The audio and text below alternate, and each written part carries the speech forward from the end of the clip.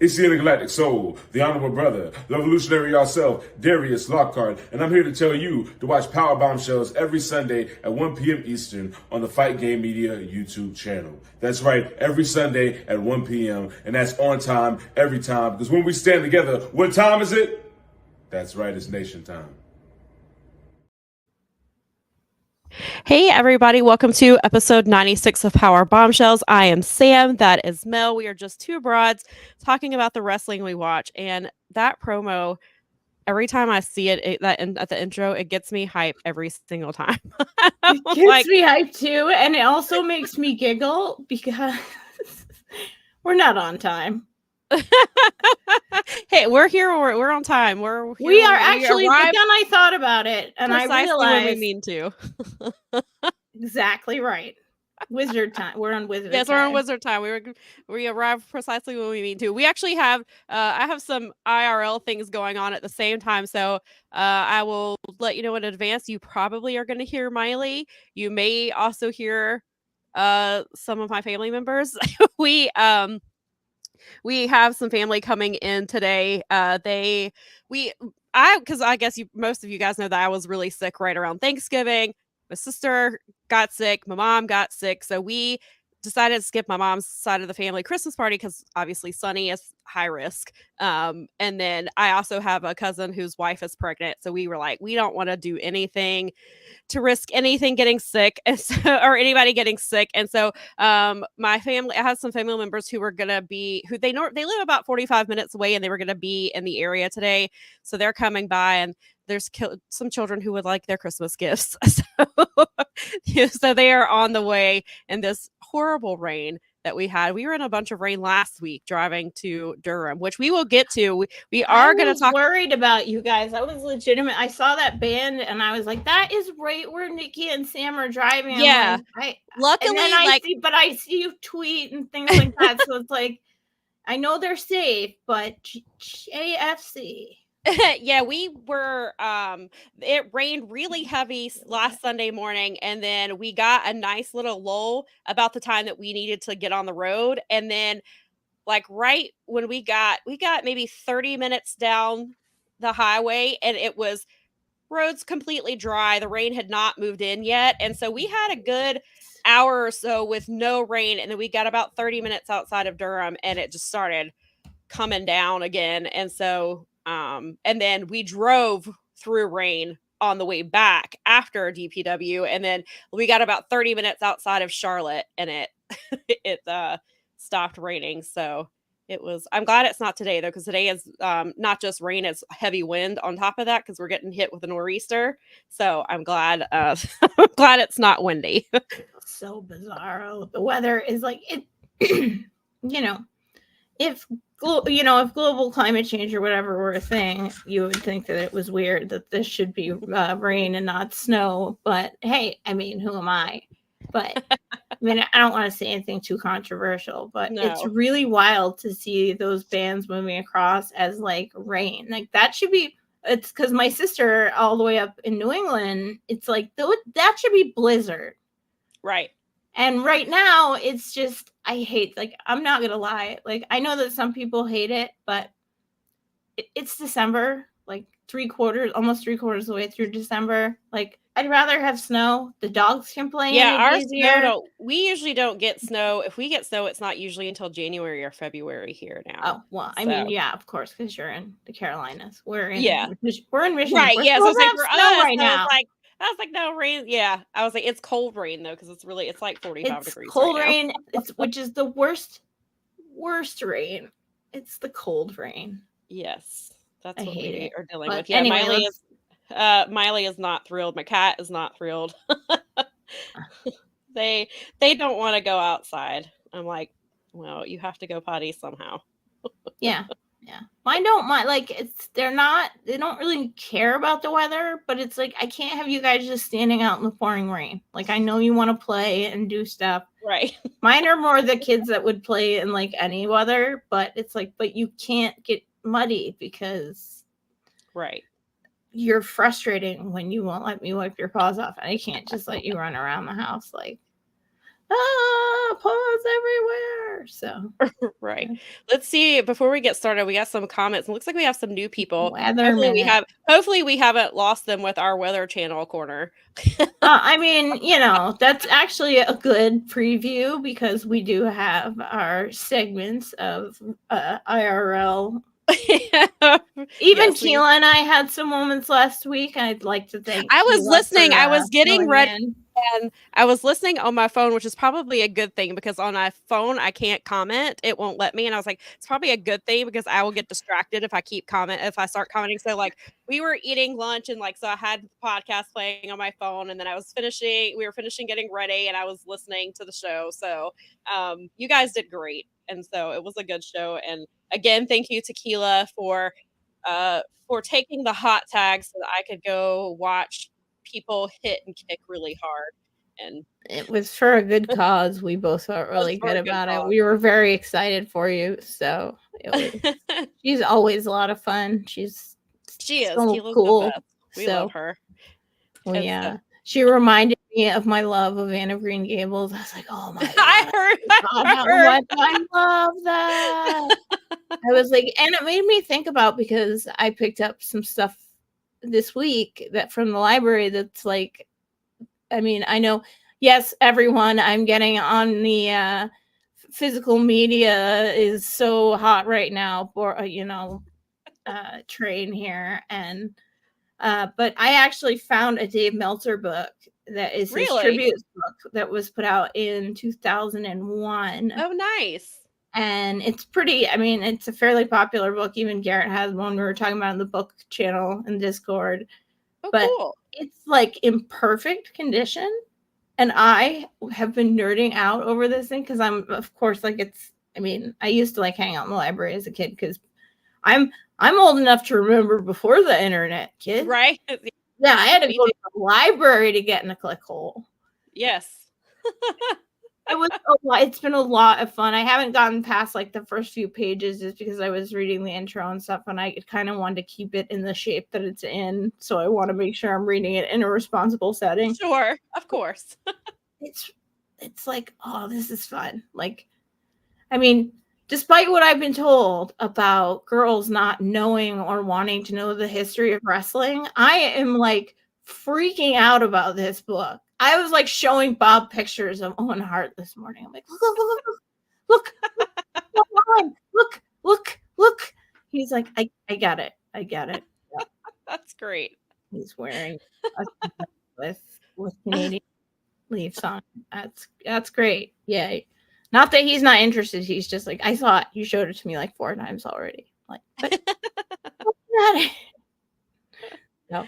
I'm excited. I missed I know a lot of my friends were into magazines and stuff, and that was not a thing for me because I wasn't into wrestling as much. I had certain magazines, and I actually still have quite a few of the magazines because I had a subscription to WWE magazine. My dad got it for a Christmas gift for. I think I had a subscription for a little bit. And I want to say Nikki had a subscription for a little bit, and so we had that, and then we would have random access to things, but we didn't have access to a lot of there was no we didn't have access to PWI and things like that, and trade publication. But I mean, we've talked about it before. We didn't have access to trade tape trading, or at least I didn't know anybody who tape traded or anything like that. So that was just beyond me when I found out that people were doing that. I was I had no idea that was a thing.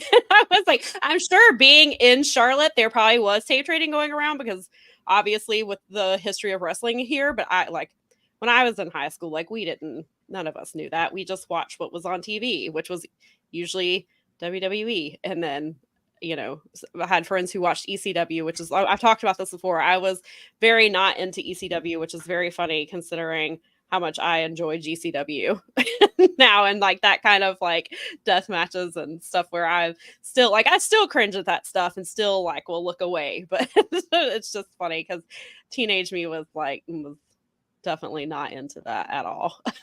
That ECW ended up being one that I did watch a bit of because it was on later than my parents stayed awake. There you go. So they would go to, because most of the time My mother's only reasoning ever was that stuff's fake. Don't watch it, which my friend makes fun of. He's like, so is every literal property on television. Right. So Yeah. that Everything is fake.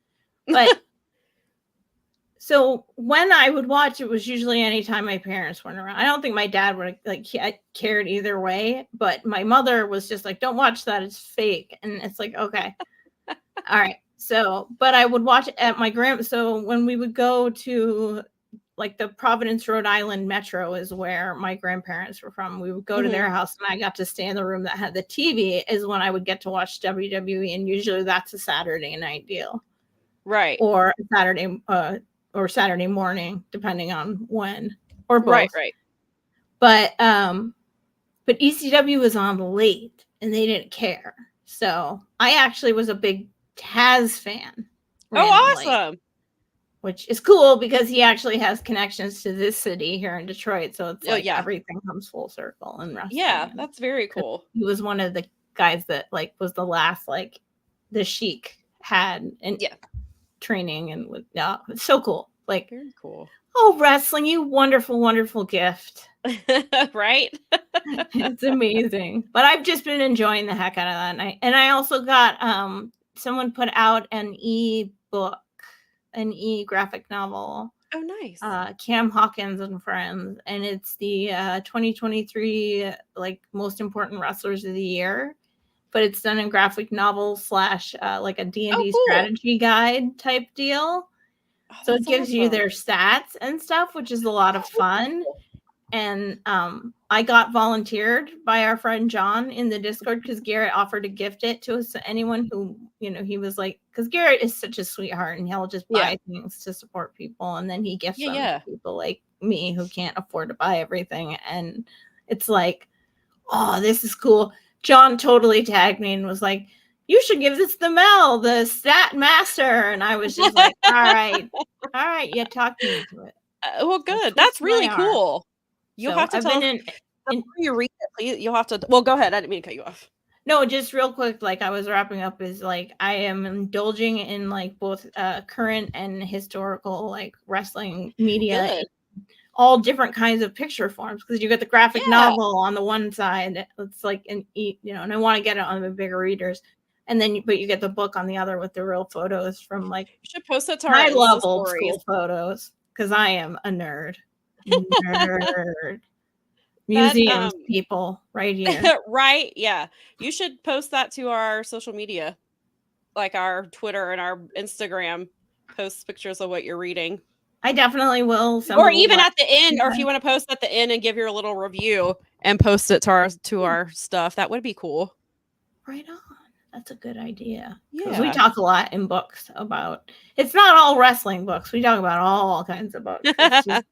We were really nerding on it because it turns out Garrett picked up physical copies of that book and there's a tributes to book as well. The two books that were put out to do that. It's got a few more people that I know would be interesting.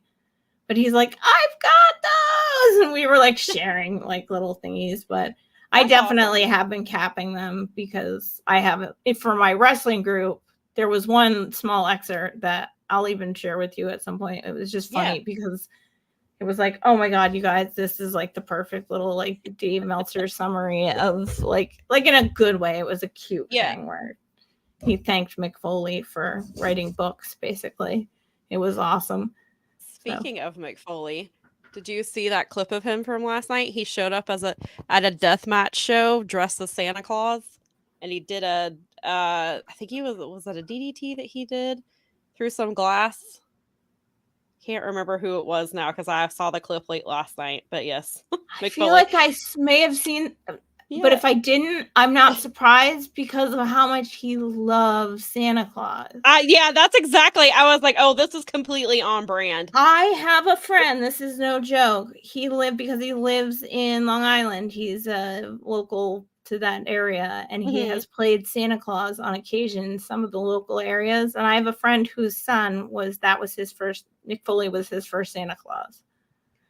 which is like my favorite cute little like factoid ever. It's just because he's in the community and he's just there. He's just a normal dude that lives in the community and plays Santa Claus at the local whatever, the rec center Santa Claus thing.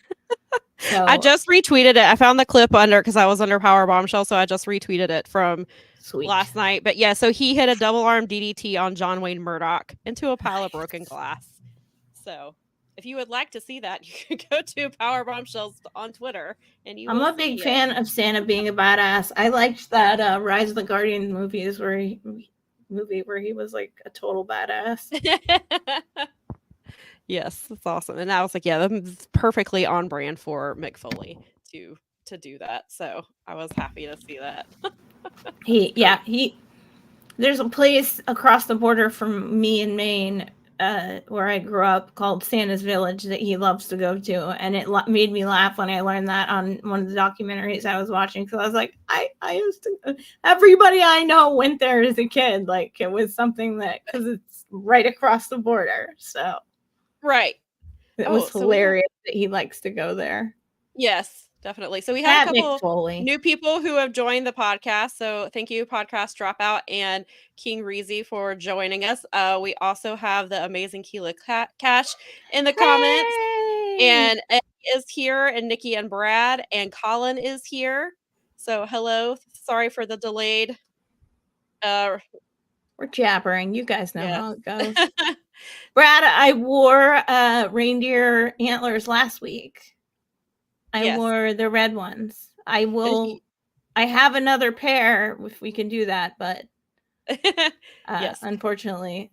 I went with the this is my fedora. It's the tribute to the neckbeards who tell Sam and her menchies all the time that women suck at wrestling and she should shut up, and if she doesn't like it, turn the channel. And Athena and Billy Starks proved them like so woefully wrong that I just had to be like, check out my Christmas fedora, neckbeard incel nerds. Go troll somebody else. The girls are here too. There's girl wrestlers can main event a show and it can be awesome. Yes, they can. Yeah, Brad says that he loved ECW at the time they were big around here. He said Queen X Lodge, baby. Rewatching some ECW now, it's super cringe and not good. And then yes, Brad said ICW No Holds Barred. That's where Mick Foley was at last night. That's his old company, and they were running in Jersey. And then back to the magazines. Keela was saying that she would make her monthly run to CVS every month to get us the latest Raw and WWE magazine during the early 2000s. My mom was very confused. I bet. She's like, she should be getting Cosmos, and she's getting...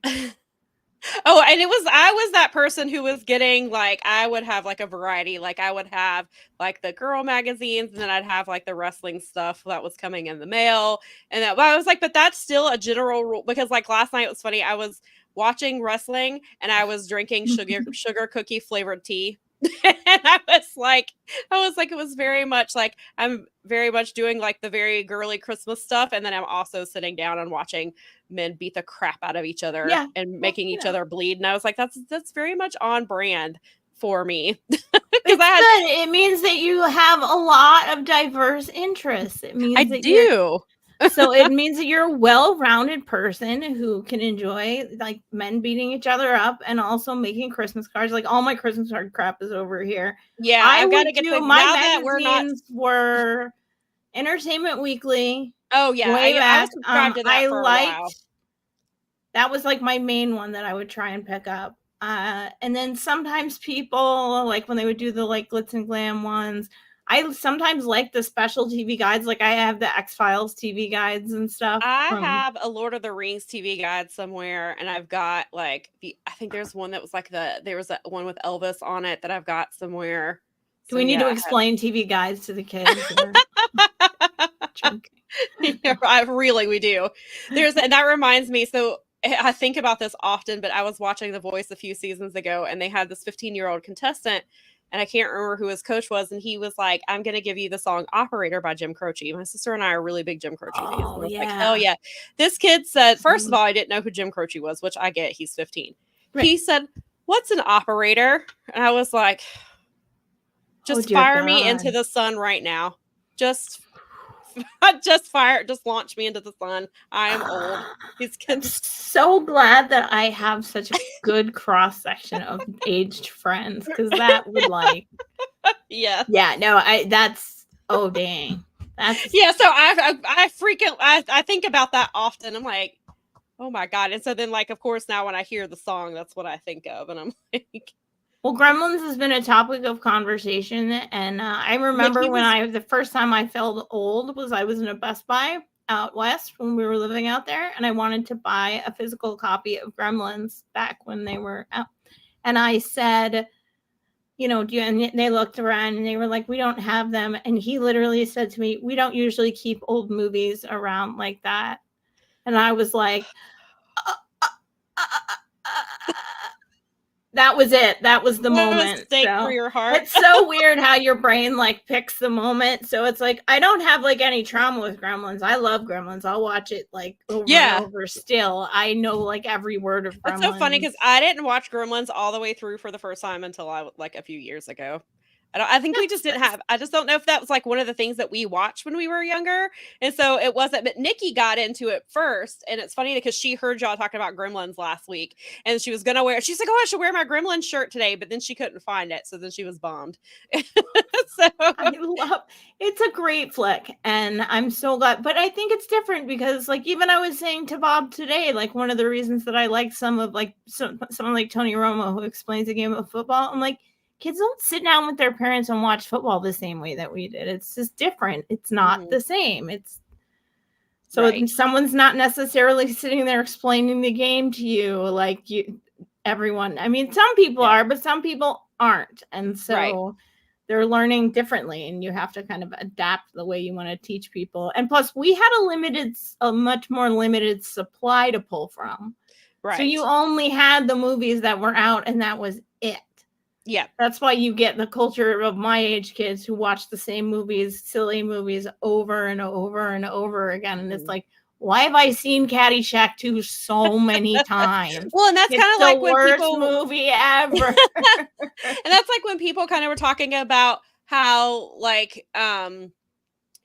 Hocus Pocus got really, it blew up again a few years ago, and I was like, because when it was out, we didn't have, it would come on TV once, and then there were years where they never showed it again. And so when we got older and finally got access to it where it was on, then we started finally, it's a bunch of people who grew up with that movie who now have access and can watch it all the time, and we can buy products that are Hocus Pocus themed, and to the point where we pushed them into they made a sequel because, and I was like, but that's why, because when we were younger, we didn't have access to, Disney would just be like, I'm not showing this. You don't see that. I haven't seen this movie in 10 years because it wasn't on TV all the time. That's one of my good friends the one who just got married, he's in your age range, and he's huge. He's always been, for 10 years I've known him, and he has been on the Hocus Pocus bandwagon since the day I met him. Halloween comes around, it's one of the first movies he talks about. Yes. And we are huge Halloween fans, obviously. So, I mean, both of us have very much shown, guys, we've seen this. If you need to go back through our playlist, just check out the Halloween live streams. And then make sure you subscribe. Right. Eddie said he's watched Friday a million times. Yes. They played it's the whatever was on the HBOs or the lower stations usually, or way upper stations cable, whatever movies they were playing with. We also saw really crappy movies. Bob and I joke about, both of us got Beastmaster, which there you go. That's bad, but great. We own it. Eddie said, is this 90s and wrestling podcast now? If so, great. Yes, apparently. And we will just dip into that.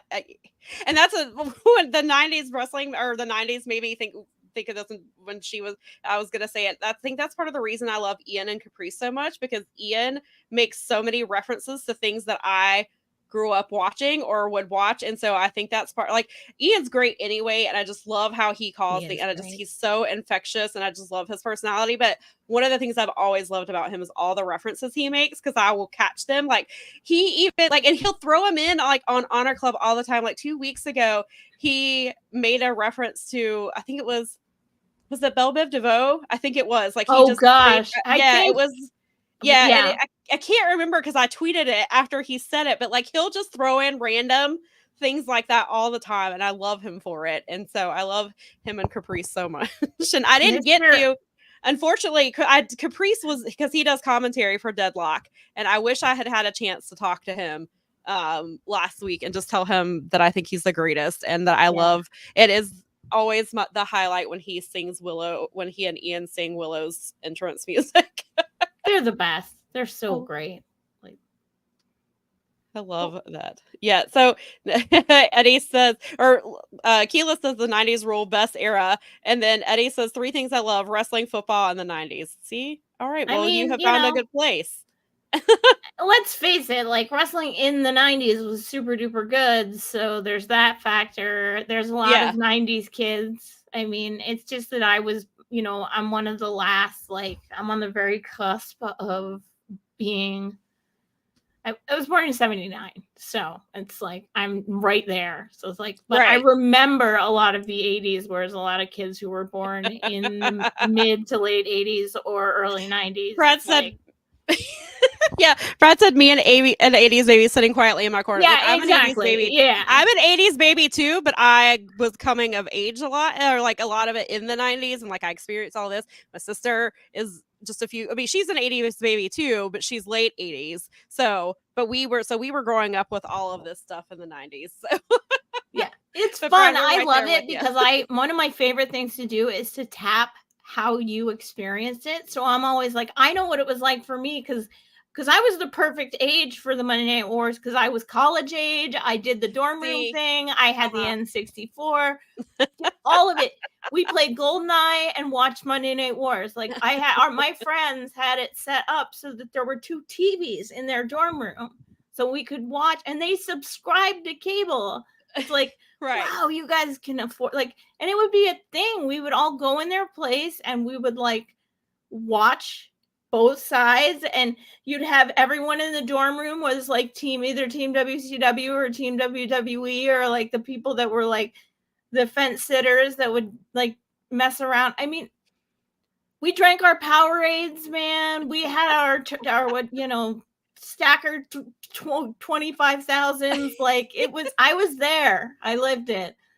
But I love talking to people that are younger and being like, how old were you? What was that like? Do you even remember that? Like, yes. Stephen Conway is joining us, who is from speaking of Strong Style, that's on this very network on Thursdays. And he says, we flip channels on Monday nights during college poker nights with my VCR whirling away. There we go. Thank you. It's right there. Yes, bring back the 90s. Keela says, N64, the memories, graphics ahead of its time, joystick forever. Yes, I love that thing so much. One of the best Marios. Hi, Ben. Thanks for joining us. Welcome. And for those of you who aren't on there, just, give a shout over to Gigi at fightgamemedia.com if you want to try and join the Discord, because some of the conversations we do continue having, we end up in all of our channels. Keela and the Rap, their channel, they talk about a lot of, it's been like, I think our entire Discord server has been like retro.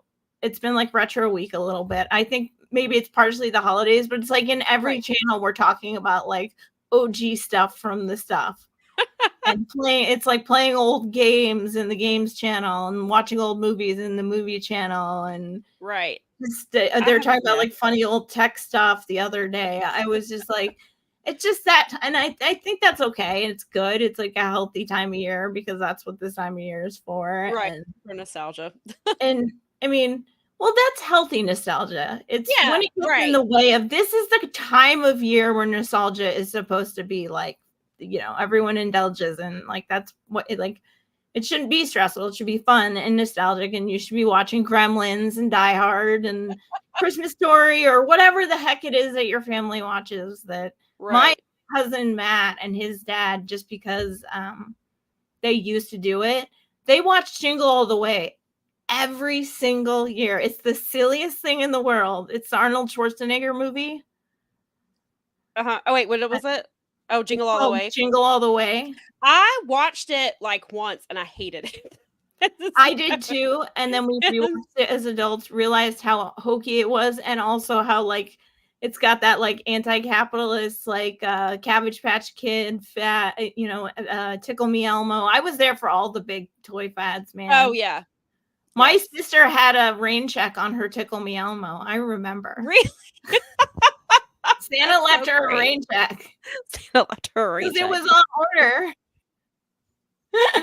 That's great. I owe you. February or March.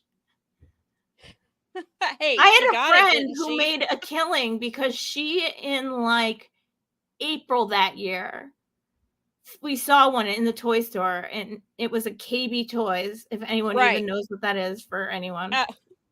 And she was like, this is going to be the biggest toy at Christmas. So she randomly bought one. And we would play with it in her room and stuff. Occasionally, she's like, don't wear it out. Like, she didn't undo it or anything. And she made a killing that Christmas, like selling that to somebody. I mean, she didn't gouge them or anything. Right. But she made her money back. She was a nice girl. She sold it to a family that needed one, and it was like a reasonable price. But I mean, this is retail. You got to get some markup on it. Right, exactly. I mean, you got to get a little bit out of it. But that always was the funniest thing to me, because then my sister's was like, it had to come in later. Gila said whooping ass over a Tickle Me Elmo was wildness back in the day. Man, remember that they'd put that on the news, or like it would be like Inside Edition or something, and it's like who was one mayhem, and it's like all these people like fighting over, like, listen, y'all thought Black Friday was bad? People pre-Black Friday, people were fighting each other in the stores over Tickle Me Elmos. The big dress one, that was like the big famous one. There was a bunch of ladies in a dress shop that were like beating each other up. It was over like wedding dresses or evening gowns or whatever. It actually happened in like the area of where my family lived. And so it was like even more overplayed, because it was like, this happened here and we're bored because we have a lot of rural boring areas. My sister's thing that we do together, because we used to joke that Moose Crosses Road is a big headline in our town. So her favorite thing is to send me articles from the local papers in Maine that are just ridiculous things. Like one was like about a milk truck that overturned and dumped like a whole bunch of milk jugs all over the highway. And she does it for two reasons. One, they're silly, and two, because I make puns about it. Fantastic. So it's become like a huge game. It's like, just send me the most ridiculous, like funny, weird. That reminds me, that's like the headline games that they used to play on the late night shows. They used to cut out. They used to cut out the newspaper headlines. Exact type. And then they would make fun of. Yes, that used to be. Wow, we're taking it way back over here. It's okay. Eddie, the toy store with the giraffe was Toys R Us. That's Toys R Us. That's Jeffrey the Giraffe. That's a whole different show. Yes. We'll get into financial advice some other day. I believe Toys R Us is coming back, though. I believe there's some stores opening. I believe it's like, yeah. Steven said, my mom barely survived the Cabbage Patch War of 83. And Brett says, I'm old enough to remember the Cabbage Patch Kids situations. I had a lot of, I don't remember being like a war over them, but I had. It was a war. My sister and I both had the Cabbage Patch Kids. There were Cabbage Patch Kids, and there were Pound Puppies. And to my grandmother's great credit, because my parents would try and get them, but sometimes miss out.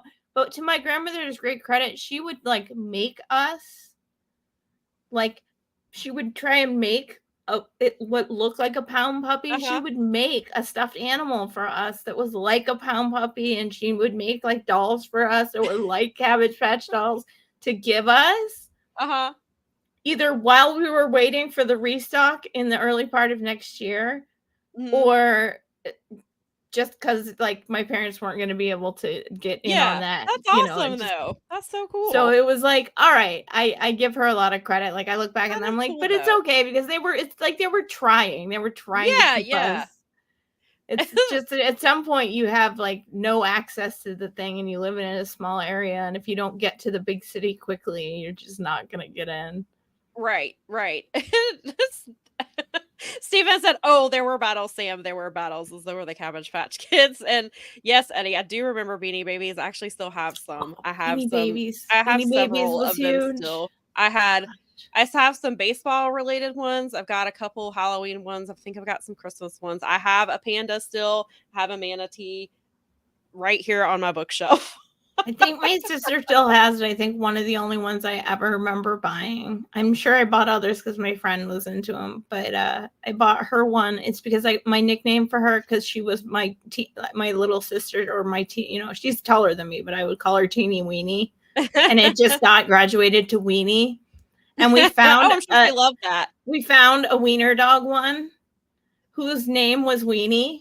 Oh, and I perfect. had to buy it for her. Of course. So it was. Yes, Nikki said Beanie Babies were the best. There was a little store that sold them, and it was so hard for me to pick one. Yeah, we had a little store near us that sold nothing but Beanie Babies. That's all they sold. Our bookstore had gifts, and they had a table of them, and we would just go in there and because we knew we had it down to the point where we knew when they had restocked them and would go in there and look at all the new ones. Fantastic. We actually had. There's a store near us that's like it's kind of like a consignment thing, but they sell stuff and then the money goes back to the community. And so Nikki and I are in there all the time. And a few weeks ago, they had some Beanie. I guess somebody just donated a bunch of Beanie Babies, and so they had some. Awesome. It was great, ladies. I mean, Keela said the Pound Puppies memories. Polly Pocket. God, I love Polly Pocket. I gotta shout out Keela. Polly Pocket lives on. My niece is into Polly Pocket. They still have her and her friends, and my niece really likes. She's weird. She likes doll houses. Like she didn't care about the Barbie. She wanted the Barbie house a few years ago for Christmas. She liked the house and she wanted the furniture to decorate the house. I'm like, okay, I can see that. My great grandfather used to build doll furniture. It actually gave me the warm fuzzies. I was so excited about it. But Polly Pocket has a lot of little stuff that you can build and stuff, and she's still into it. So there you go. So Brad confirms he has. Yes, Kathy has a couple Polly Pockets and loves them. Yeah, I think Kathy and my niece are the same age. I'm pretty sure they are. That's awesome. And yes, awesome. Keela, troll dolls. Trolleys. I don't know if you know, Keela, there is a lady, I will have to send you her account. There's a woman on Instagram who takes troll dolls and she puts, she does different themes and she will put crystals in where their hair used to be. She will do different crystals, or she will do custom ones. She has the Edward Scissorhands one that she made out of a troll doll and just turned it into Edward Scissorhands with crystals and stuff and all kinds of she has little props and oh my god, she's amazing. There's so many people I know that I could give that to. Yes, and then there's Nikki follows an account. Nikki and I were we were huge Care Bears fans with growing up, and so there's Nikki found an account and they do 90s toys and stuff, but they have they're I guess as adults are getting into the Care Bears, so they have a whole Care Bears room, they're collecting vintage Care Bears and stuff. It's incredible. Nikki sends me their videos all the time. It's talk about some nostalgia. Sunshine Bear was my bear. Sunshine was the best. Yeah, I had a lot of bears. I also like Sunshine, or I had the Wuzzles. It was oh my god, yes, I had Wuzzles too. Yes, I had the lion and Fraggle Rock were also. I had the lion, the flying lion, the Bumble Lion. Oh yes, yeah. That's the one I had. I had a couple of the Wuzzles. Oh, here you go, guys. Popples. I had those too. Yep. I'm throwing them all out there. I'm just going for the nostalgia bug. This is turned into a nostalgia story. We're supposed to be timely today, but I'm I don't know. Well, my cousin, they literally just arrived, so perfect timing. They're just now here, so you can hear Miley probably in the background. Nikki said she had a Polly. Can't hear her at all. It's perfect. It's good because she's very loud. They can't hear over me reminding them of My Little Pony. Can't hear you over the nostalgia.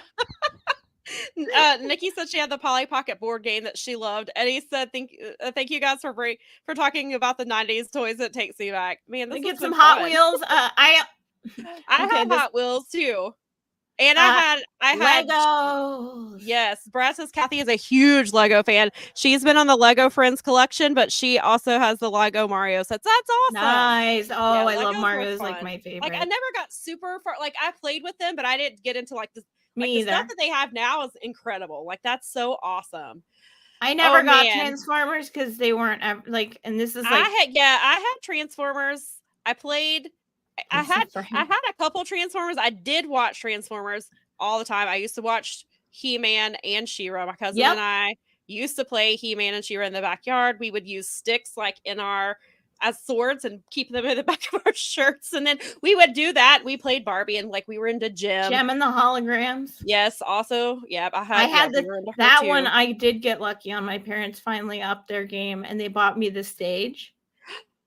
And it had a tape cassette in it that was Jem singing, and then the Misfits singing too on the other side. Oh my God, I'm very jealous. Like lit up. It was. That sounds so cool. I had just and you know what was so funny is because I didn't get a lot of Star Wars toys because I was out. I was in the Star Wars void. It was in between. So, but I loved I wanted Transformers and GoBots, and it's a big joke between me and John because he's like, GoBots suck. They're just generic. I'm like, yeah, I know, but the main guy was an F-14, and I was like really into F-14s, and I really wanted him, and so that was the one I got. And I know that the Stingray or whatever was also a jet, but I really liked Leader One, and that's. Okay. All right. I liked Leader One and the GoBots too. Okay. I admit it. But I would always bring like all them to they would be the audience. So she would perform for Jem.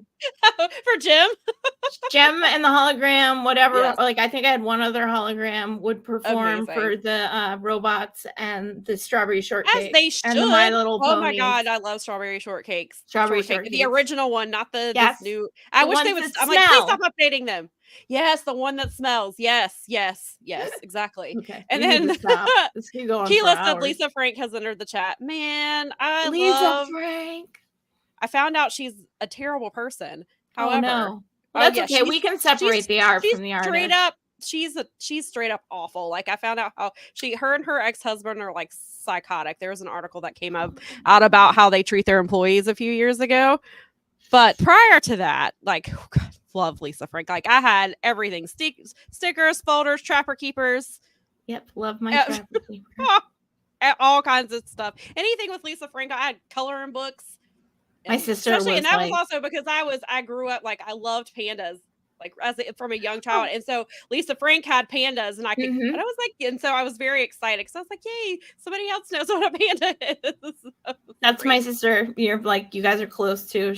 My sister was totally into Lisa Frank. I didn't even like. I wasn't even on to that. She's the one who would bring me all that stuff. Yeah, me and Nikki were huge into Lisa Frank. Brad said and I are 5 years apart, so she like Nikki and I are 4.5 years apart. So some of the stuff, like there's like she was saying earlier, like she watched Gremlins and stuff as a child, and like I didn't. That was like when we weren't playing and stuff together as much because I was a bit older, but like still like there was like a lot of crossover in some of the toys and cartoons and things like that. Yeah. Brad, hang on. Oh, Brad, I will come back to you just one second. I have to say, Keila said praying for Lisa Frank downfall after this revelation. I will have to find the article for you. I read it a few years ago, and it like straight up, it broke my heart when I found out how awful but you can enjoy it in its time. You don't have to worry about it going forward, and that's fine. Right. As a kid, though, I was all into it. And so now when I see her like trying to do like collections, I'm like, you're terrible. I hate you. Brad said, I love watching Kathy play with her Lego figures in her AEW wrestling ring having matches. I never thought of that one. Oh, that's awesome. That's very cool. Kathy's kids. Such kids' a cool brains kid. are so interesting. Like Kathy's so cool. She is cool. You guys are killing it, man. Keep it up. Yes. And Daza's here. He's been working. Yes, Daza, you missed it. We were talking about Transformers and GoBots. We've been basically spent the last 20 minutes or so talking about 80s and 90s 80s and 90s toys and movies and nostalgia. We will talk about wrestling at some point. And today is the day that we're supposed to be keeping a bit short because I have family who have just gotten here, but they got here like they've only been here. We will fine. Make it work. I got but they're with my mom and hanging out, and my sister will be joining us shortly, so they'll be good. Yes, Care Bears. We're very excited about those. Care Bears were great. I loved the movies. Yep, the animated movie Transformers. The animated movie is my go-to cheer movie. That's I love that movie. Does it? That is like, it's really good. The original one. Yes, Daza said I would have loved that chat. You would have. You'll have to go back. And you can go back and listen, and then tell us. That's the beauty of that's the beauty of the YouTubes. Yes, and Eddie says, "Why do so many of our childhood idols turn out to be assholes?"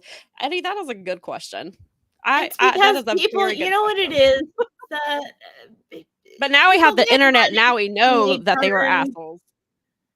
Yeah, I think a lot of people are not very good people back in the day that did TV and movies and all that stuff. I think that the idea that we should be able to have the nuance of understanding that we can separate the art and the time from the artists and stuff and not support them now. Depends on the situation, but yeah, I think so. I think with Elisa Frank, for example, but with certain, I think it just depends on the thing, and I think it's everybody makes their decision on what they. Well, how they let's decide. Be real. At the end of the day, and this is what I always tell my friends: there is no ethical consumption under capitalism. No, there isn't. So there is not. It doesn't matter in the end, because that is the plausible deniability of the human condition. Right there is there is no ethical consumption under capitalism. So what you like. And I mean, nerd out about your nostalgia times, because this is the best time to do it, because that's when you really do talk about that stuff. And I mean, but this has been, I have really enjoyed. Yeah, we will cut. Maybe we should have a day where our episode is that's what it's about. It's just nostalgia stuff. We'll just do a sideshow, because I very much enjoyed it. Well, I'm glad everyone else is enjoying it too. It is fun to talk great that we're all can feed off of each other and talk about the things and the Cabbage Patch Wars and Lisa Frank being terrible. Gosh, I wish I love that they're calling it that because it was so wild. It was really one of the first things, because I was just old enough to be a conscious human being to understand what was happening, but also in my mind it was why are a bunch of adults acting like this? Right? Capitalism. It's just weird. Yes. And the 80s is when it really amped up. I mean, one of the first songs that I remember, because I was an MTV fanatic, was Material Girl. Oh, of course. They showed the F out of that video. They sure did. It's amazing. I think that's Nikki's favorite. I love that song, but I think that's Nikki's favorite Madonna song. But I believe she is no longer in the chat because she's entertaining family members. But she will probably confirm when she comes on later. But yes, I believe Material Girl was Nikki's favorite Madonna song. Oh, dude. Walking on Sunshine was my first favorite song. I'm a big Sunshine nerd, apparently. I didn't realize it. Sunshine and Sunshine. I mean, hey, I like it, I guess. Can't go wrong with that. It's okay. I mean, I can go places where it's dark too. I like stars and stuff. I'm just big on Sunshine. There you go. Hey, there's nothing wrong with that. Sunshine's good. That's okay. I mean, that could be worse, It could, for sure. I can't believe I brought up Popples. That's one that Monchi Cheese. That's the one I was thinking of. I don't know if anyone remembers. No, I know what they are, but that was but yes, I know what they are. Because that was, we even got to go back and see the Dark Crystal in the theater. Because they do those Fathom events. I never heard of that movie until a couple of years ago, and I was like, how did I miss this? This would have been right up my alley. And then because they redid it, right? Did they redo it, or did they did it on Netflix? Actually, they did a series on Netflix, which was actually pretty good. But because is the movie on Netflix as well? It would probably be on Disney because it's a Henson. I need to check Disney then because because I was reading about the series and I That's was Jim like, Henson. yeah, because I was reading about this and I was like, this would have been right up my alley. How Oh, did I it's not know about this? I can't believe I'm really actually. You should, but you would really. The themes in it are like right in your wheelhouse. Okay, well then I'm on Christmas break from my day job. Well, Friday was my last day, so then I guess I have to that since I'm And on break watch and the movie first. it's time for nostalgia. Then I will see. Yeah, I will definitely check out the movie before the TV show. The show, I was skeptical at first, but ended up being absolutely awesome. It was beautifully produced. I wish that it hadn't gotten eaten into the strikes and COVID, Yeah, but I don't. that's They ended unfortunate. up canceling doing future ones. Finally, they said no, and it's a Aw, real that's bummer. disappointing. But I think Netflix did, and that's probably why, because it's a Henson thing. But I think Netflix or something like that did the series. I can't remember exactly. Maybe I'm wrong, but they were both really good, and they really tapped into like the heart of the original. But the original is so dope. You will love it. Brad Like, says you that will. Dark Crystal, the movie, isn't available on any streaming service without paying Apple, Amazon, etc. I do have Apple and Amazon, so then I guess I will be buying it and watching it, or see if I can rent it. I'm not surprised. I think we have No. a physical. Like, we went and finally got a. Oh, awesome! I bet I could. Because Well, I was gonna that's say I one bet I of could my find first one on eBay, favorite. but then I won't have a way to watch it, so then that won't matter. It's like one of my first favorite movies that I saw as a kid. That was Yeah. like, it was scary to me, but it was also like so good that I can. And I Yeah. mean, you want to talk about nostalgia? I was the biggest like Muppet Show. We were there. Like, that was the one day we were allowed to eat in the living room.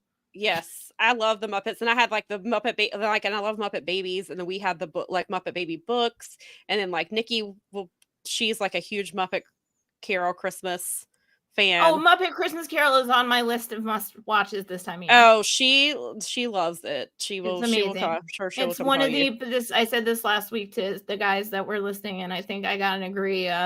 Is that that was definitely it's one of the best ones, probably the best one that came out of the post Jim Henson era, because it really felt like it was a Jim Henson movie even without him, and a lot of the other ones haven't had that magic.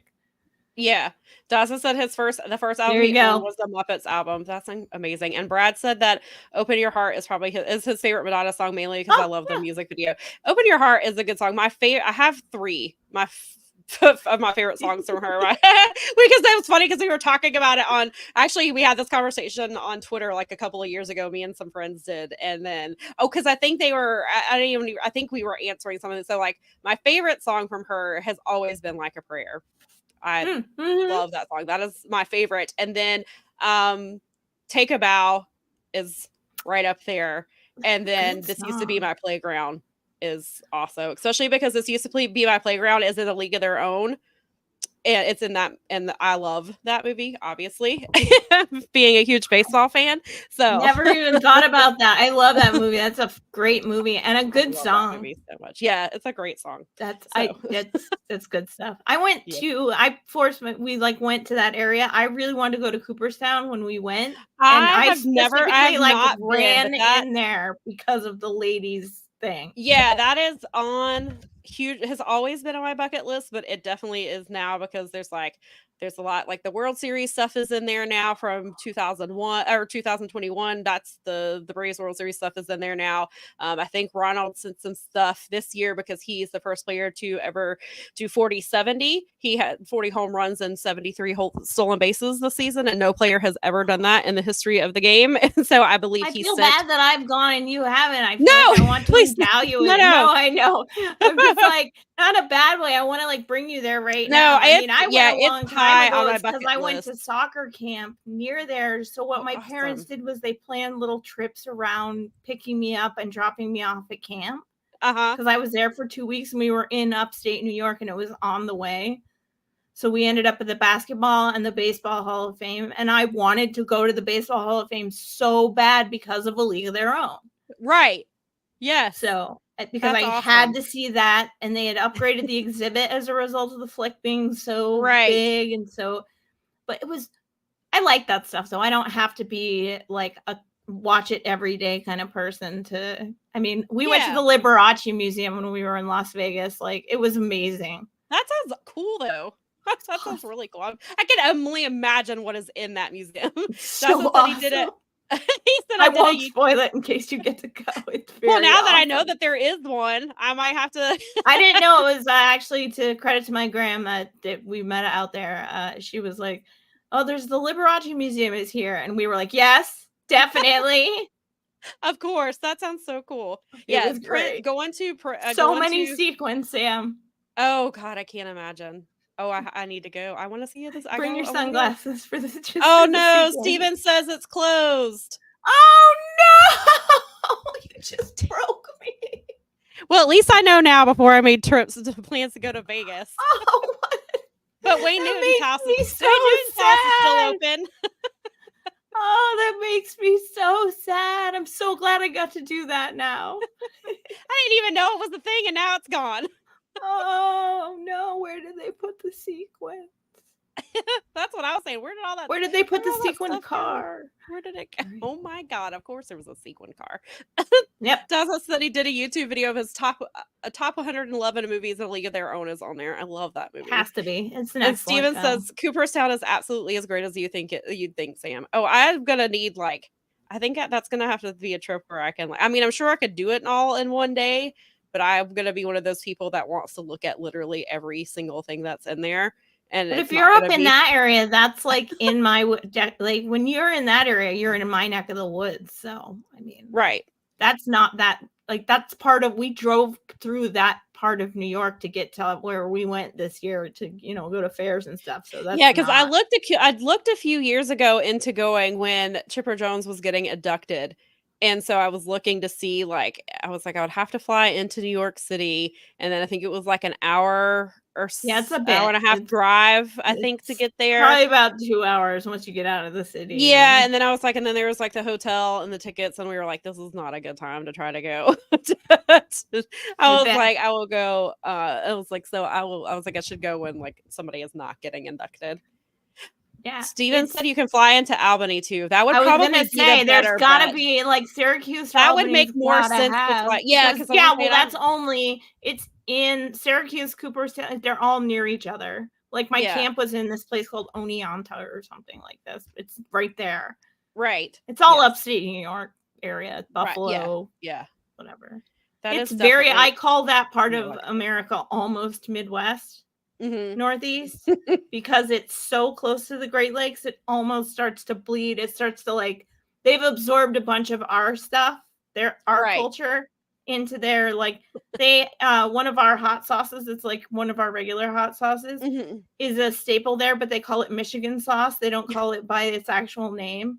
It cracks me up. I love it. That's awesome. I found that out from a friend who lives in the region, and I was just like, is it Frank's Red Hot? And he's like, yeah. And I was like, they call it Michigan sauce? And he's like, Frank's Red Hot is big down here too. They're actually a sponsor of the Braves. And so they always are talking about Frank's Red Hot. On the radio, they're a sponsor for I think it's just on the radio show, I want to say. But I see, they are playing. All right. We are we have failed miserably here. We have, but in the best possible way. It's okay. Yes. All right. So we will talk about wrestling now. Thank you if you have been patiently waiting for wrestling talk. And we hope that you enjoyed this edition of Powerbombshells, the toy game and movie. The nostalgia edition. Nostalgia. 80s and 90s kids only. Members only. At least it will be an easy write up for Garrett. Be like, nostalgia 50 minutes for wrestling. Yes. So there was some good wrestling. We are going to get to, if you missed us at the top of the show, we are going to get to some of the DPW stuff from last week. Nikki wants to be on to talk about that, but she's trying to, since we had guests coming over, she wanted to help with Miley, she's been waiting. We've been trying to tell Miley, there's going to be people coming over. You've met them. They will be happy to pet you. And so but she was a little loud. Apparently it didn't pick up here, which I'm glad to hear. Well, or maybe it picked up, maybe it didn't pick up as loud because she's very loud. If it picked up, it didn't pick up in my sphere. So good. That's the only thing I can judge it by. So there we go. I've got the thing up on both. I don't know. I mean, I can't turn the other ones up. You guys will have to tell us. And we'll be like, hey, you know, this is the best. You're getting the best in wrestling, free wrestling entertainment. And sometimes these things happen. So Right, exactly. for the price of a up like and a subscription to our YouTube channel so that you can watch us and our friend Keila Cash, who hung out with us earlier, and Stephen Conway as well. Yes, and thanks for nerding out with us, you guys. And then also we always forget about it, but we do have a super chat option as well. Oh yeah, super chats. We're very bad at plugging. We're very bad at plugging it because we always forget about it. I honestly think it's because we don't really think about doing that kind. You know, it's like, but it does. I mean, it really goes right back into the show. That's not some like, oh, it goes right all back into the like, you know, government radio or whatever. Although it buys Mel hats. I'm just kidding. But that reminds me, Sam. Like, I had to go to CVS early this morning. And I saw, and I was in a hurry because I needed to get back here on time. And I was like, oh crap. And I literally have like a cute hat sensor now. It's like cute hat alert, cute hat alert. And I was like, oh my God, I need to come back here. Your gimmick has become a lifestyle. They're really like $5.99 and $6.99. I know there's some holiday hats, but it's like I wear them for stuff like this. So I'm like, I need to come back. More hats in the future. More hats to come. Yes. And you need to get hat bins. That's going to be it's like, I don't know, get me hat bins. I joked with my sister because she asked me like about like how you carry your gear around to get to Ren Fair. And I said, the Rubbermaid bin is the modern wardrobe trunk. And she's like, that makes so much sense. It does. Yes. She's like, have you ever thought of decorating yours to look? I'm like, every day we think about it. Every single day. That would be amazing. You should do that one day. You should take that up. Someday. I mean, maybe we'll get to retire someday, right? Right. Okay, so we will actually talk about wrestling for real now. And so prior to ROH Final Battle on Friday, there was a media call on Tuesday, which I got to attend. And if you were following me, you probably saw me live tweeting the call, and I got to ask a question. So of course, naturally, I asked about Athena. Athena has been the only champion in ROH who has not defended her title in AEW. Eddie Kingston's there pretty often. Claudio was doing it. Wheeler Yuta, back and forth. He's been champion 3 times. Literally everybody but Athena has defended their title in AEW. And so I asked if there was a reason behind that. And also, no matter who won at Final Battle, would that winner defend their title in AEW? And so Tony's response, because I said Tony's answer the other day because I have like the condensed version of what he said because I was trying to listen and type at the same time. Fightful got the entire quote.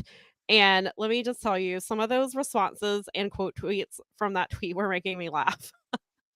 Because they were like, well, I'll tell you why. I'll tell you the answer, and then I'll tell you why people were making fun. Or not making fun, but they were just like, why are you doing this?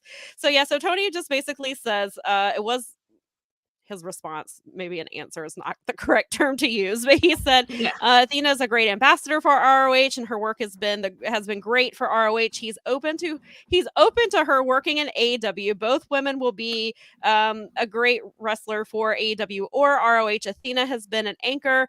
This match is high stakes for ROH. The winner could wrestle on either brand.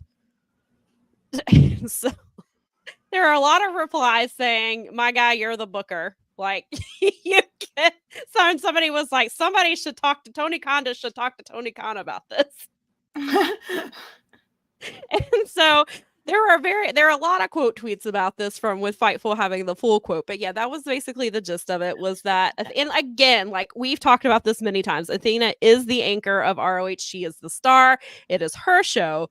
The point of all, and that is not, I don't want that to change. I love Athena being where she's at. The point is, Athena is just there. Like, she's not in AEW competing. All your other champions, or you have your tag team champions who will not vacate the titles. And it drives me insane because people, that the very first question Tony was asked was, have you thought about having the ROH tag team titles vacated because both of your champions are injured? I And saw that question. He I basically got that was far like, down your list. He was basically like, well, we've thought about it, but it's really important for MJF to hold this title. If it's that important, he would be an Honor Club. He has not once set foot in a Ring of Honor ring ever. Certainly not since he's had the title. They won those titles in August. Adam got hurt shortly thereafter. They refused to vacate. MJF is now battling multiple injuries, still refuses to vacate, is not currently vacating the world's title, and is the AEW world title, and is in fact going to defend it in less than 15 days.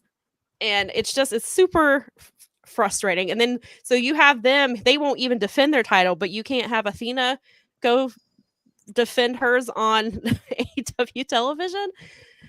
So it's super frustrating. And then but yeah, so the question got brought up again in the media scrum following Final Battle, but I will get to that once we get back to once we cover some of the Final Battle stuff, and then I'll tell you about how, because somebody apparently had talked to Athena about it in an interview a couple of weeks ago, and so he brought it up again.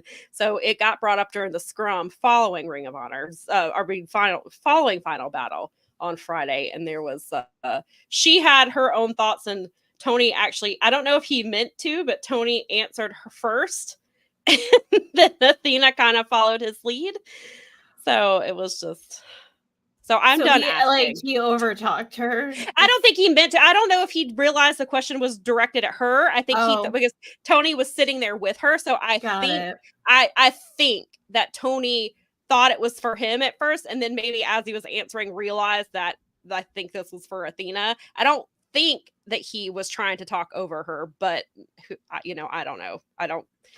I'm not positive, but it was interesting because he said, "Oh, I interviewed you a few weeks ago. We talked about this. What are your thoughts?" And then Tony answered, and then but again, I don't know that Tony realized that he was addressing Athena and not him, because sometimes when they do, Tony will sit there he sits with the wrestlers, and sometimes the person will ask both of them. And so I don't know if Tony just did that. Didn't realize. He didn't realize. Like, I don't think he was trying to. I mean, I hope not. I hope he was not trying to talk over her. But yeah. So Final Battle was a phenomenal show. We did find out going into it that Athena and Billy would be headlining, so we didn't have to wait until the pay-per-view had already started and halfway through the show find out. So going into it, which was really nice. I missed. I have to go back and watch 0 Hour. I caught like the last match before the pay-per-view started because I was doing some other things and didn't get finished in time. But I did see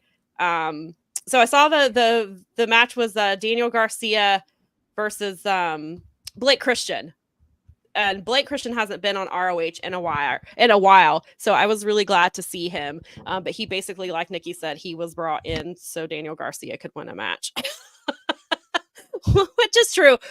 Regardless, the match was great. And Brad said that 0 Hour was a lot of fun. Yeah, I definitely have to get back because I had just watched, I didn't get to Rampage until late last night. And Rampage was, if you have not seen the main event from this week's Rampage, go out of your way to watch it. Like I had heard Thursday, I saw tweets coming out saying that the match was phenomenal, that they got a standing ovation afterwards. Fans were chanting, like there was like 4 different chants going on throughout it. Then the next day I saw Swerve quote tweet it and said, "Can confirm." Like, so this match like had a lot of buzz. And so it's Vikingo, Commander, and Penta versus Top Flight and Action Andretti. And it's literally a late match of the year contender. Like, it was phenomenal. And I hope that they keep doing trios matches with them. It was so good. I was so definitely go watch that. But so that was part of the reason I haven't gone back and watched the first hour of 0 Hour yet. Brad said the only match on Final Battle I could have done without was Nyla versus Vert Vixen. As much as I love them both, it was short and meant nothing. Maybe Vert versus Lady Frost or Rachel Ellering instead. Yeah, it's interesting that they've used Nyla twice, and I think I know why now, but we'll get to why I think that is after we talk about the show. But yeah, they announced Nyla versus Vert Vixen very last minute, and I think it lasted like 3 minutes. Yeah. Yes. Yeah. So there was that. And then I did see, but there was, I believe Taya wrestled on the pre-show, but I missed that. But I did see, so prior to that match, they did Eddie Kingston walked up to Tony backstage and he was like, "Why am I not defending my title? Like, there's a pay-per-view tonight." And he was like, "Well, you have Collision tomorrow, and your titles are on the line there." And he was like, "Okay."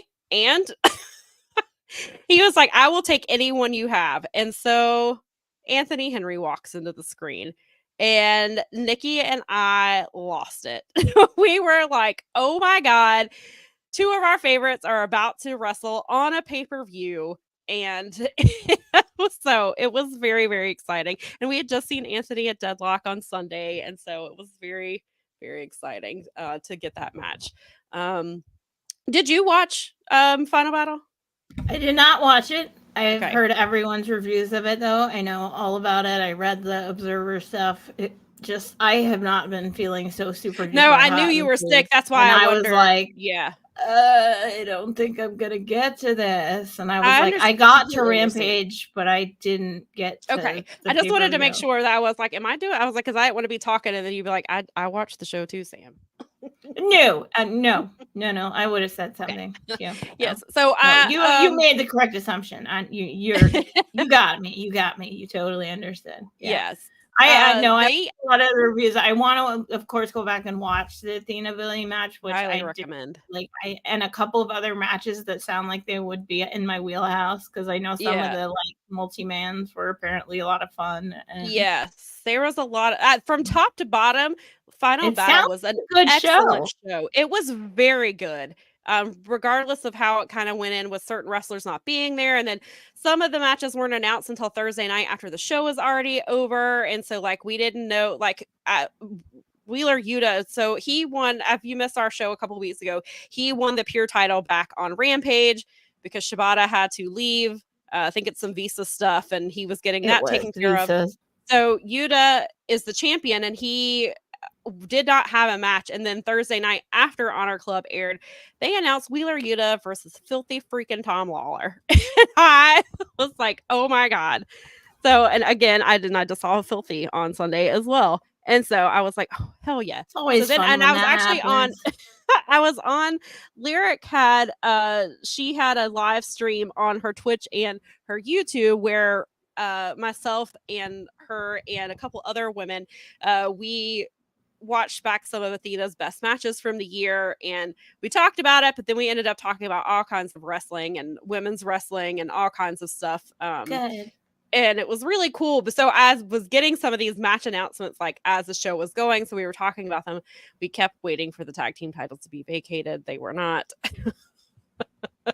But we did. So then the other match we got was the 6-man Mogul Embassy. Well, Gates of Agony have been in New Japan for the World Tag League, and so that's why we thought that we weren't getting that the 6-mans weren't being defended, because we weren't sure when they were coming back. But they did.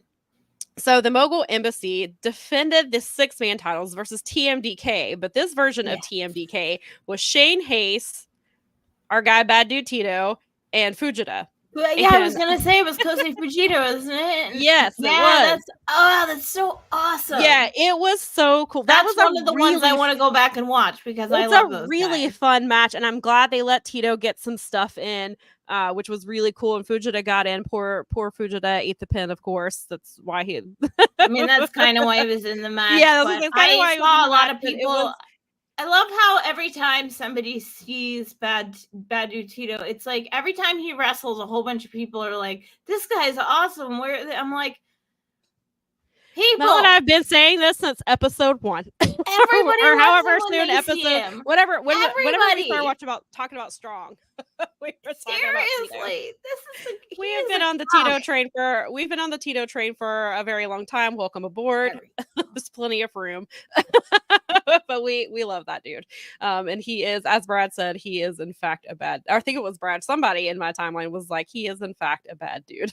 He is. He is so awesome. And I love what he does in Japan, and I love what he does in his own, and I love that, you know, fluidity of the way that the stables can work with that stuff. Especially because because he obviously is stateside, so he can like come represent TMDK. They can do the stuff in Japan. I do like when he's in Japan. The Japanese fans seem to love him too. Yes. So I'm glad that they're using him more. So more TMDK, more bad dude Tito, please. Yep. We will take it all. I love TMDK's TMDK's is the boss. is amazing. So. What was that?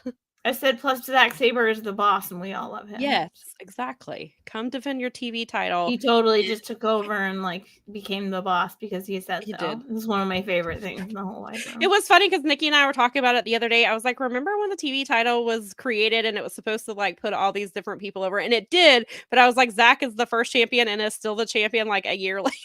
And I was like, I have no problem with it. And he has elevated a lot of the younger talent. He's made that title work, and I love it. I have no issue with him being champion at all, but it's so funny that he like wasn't supposed to be the champion. I don't know that maybe he was supposed to be the champion this long. Maybe we just didn't expect him to be the champion. Well, maybe they'll do something with it at Wrestle Kingdom because Wrestle Kingdom's coming. I mean, it would be better to save it for, I mean, especially at this point, if they're going to change it, it'd be better to save it for. Yeah.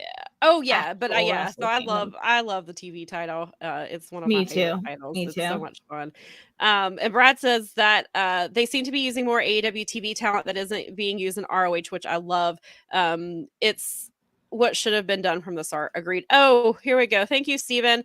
Zach is wrestling Tanahashi at Wrestle Kingdom for the for the TV title. Wait, so are the 6? I've not been keeping up as closely. So are the 6-man titles not being defended because not the 6, the open? What is why we need to watch Speaking of Strong Style. I do watch Speaking of Strong Style. I had it on Thursday, but I was like, Thursday's at 5:30 right here on Fight Game Media. Okay, Network. It is a TV title match. Okay. So yeah, see, that's okay. So yeah, it's a big deal. I wonder. Tana, Okada, and Ishii have the never open weight 6-mans, right? Or did they drop them and I didn't realize it? Or are they just not defending them? Maybe they're just not defending them. Okay, that's right. Oh, God, I'm such a. Of course. Oh yeah. Because Okada's facing Danielson. Sure. They're being defended on the Road to show December 21st against United Empire. Ooh, thank you, everyone in the comments. I'm assuming are we thinking they're going to drop them because Okada may or may not be leaving? He's not leaving. I don't think he's leaving either. He's not leaving. I jumped in on because I wasn't going to be on our show last week, but I was watching Speaking of Strong Style, and I was like, since I'm not going to be on my own show, I'm going to give my opinion on your show. I like listening to them because they keep me caught up. I've had to back on. I wasn't keeping up with World Tag League other than seeing some tweets. I was like, I know Steven and Jeremy will tell me everything. There's 3 big events. I have heard. I thought I saw something about that. Brad says Okada hired Barry Bloom. If you're not familiar, Barry Bloom represents. He represents some people like Kenny Omega and the Young Bucks. Will Ospreay and the Bucks, I believe. Yes. He knows his shiz. Yes. That's whoa. That's a big deal. Oh, please don't go to the WWE. I don't think that's where he's going. As I said on Steven's show, if he's going anywhere that's not New Japan, I think he'll go to AEW only because he can still live in Japan. And he has a baby and a family. Well, his wife is a very famous actress in Japan, and like a lot of people say, she is more famous in Japan. She is more famous than he is. Him. Mm-hmm. So if he were to go out, not to New Japan, I think because Pac still lives in the UK, Will Ospreay will still live in the UK while he's working with AEW. So I think Okada, if he were to leave, it's really hard to see. And it gives, like Jim says it over and over, and I completely agree with this, is that it gives him the opportunity to continue wrestling in New Japan because they have the cooperation. And this week they announced that, we'll talk more about that next week and maybe, our next show, and because we'll talk a little bit about some of the Japanese events that are going on, because I want to. But yeah. they just came up with where all the promotions are going to get together and have essentially like, yeah, I hate to like say alliance because it harkens to the NWA and we definitely don't want that. But this seems more like because they understand that wrestling is part of their culture. They're trying to do stuff to help pro wrestling get back on its feet culturally. Like if you read the little, I think I linked it to you. You should just read kind of what their mission is, because in spirit, yeah, I read about it the other day when it was announced. In spirit, it is the greatest idea in the world, and I love it, and I desperately hope it works, because it will mean that like All Japan and New Japan and Noah and Stardom and all the different promotions that are there, the ones that I missed, TJPW, DDT, whatever, they're all going to be like trying to foster relationships that prop up pro wrestling, which to me means working together, which means a broader isn't there a show in May that they're doing where it's like wrestlers from all the organizations are going to be on one big super show or something? Yeah, I think that's right. Yeah, that's really cool. I need to make a list, because I've decided that I'm watching the TJPW show, the Noah show, and Wrestle Kingdom. And obviously New Year Dash. Obviously Wrestle Kingdom, New Year Dash, but yes, definitely. Those are all taking place around going into Wrestle Yeah, Kingdom. I saw Lyric finally, when I was talking to Lyric the other day, she was trying to figure out which show she was going to, because she leaves for Japan like 2 days after Christmas. And I saw her tweet today, like she's going to she's officially going to like 6 different shows that like, and she's going to be, I don't know how she's going to sleep. I don't think she's going to be sleeping much. She's going to be at wrestling shows. So I cannot wait to hear about her. Yeah, I can't wait to hear about her. I mean, I've never been, but I just hear about how easy and fun it is to get around it. Yeah, I think that's part of the reason she's going to be able to go into Totocon, because but she's also going to Disneyland in Tokyo. She said that was one of her big things, or while she's in Japan, that was one of her. So like she will be taking some time off of wrestling to go do that. So I can't remember where it is, but I think Jim said that Disney Sea, and that might be the Japanese one, but is his favorite Disney. So I've heard people say that they really like that one. But yeah, so we'll get back. Yeah, anyway, here we go. We're back onto Final Battle. Now we're on like Travel Channel here. Wrestling Travel Channel. It's fine. It all comes back around. Anyway, let's go back to it. Back to the wrestling.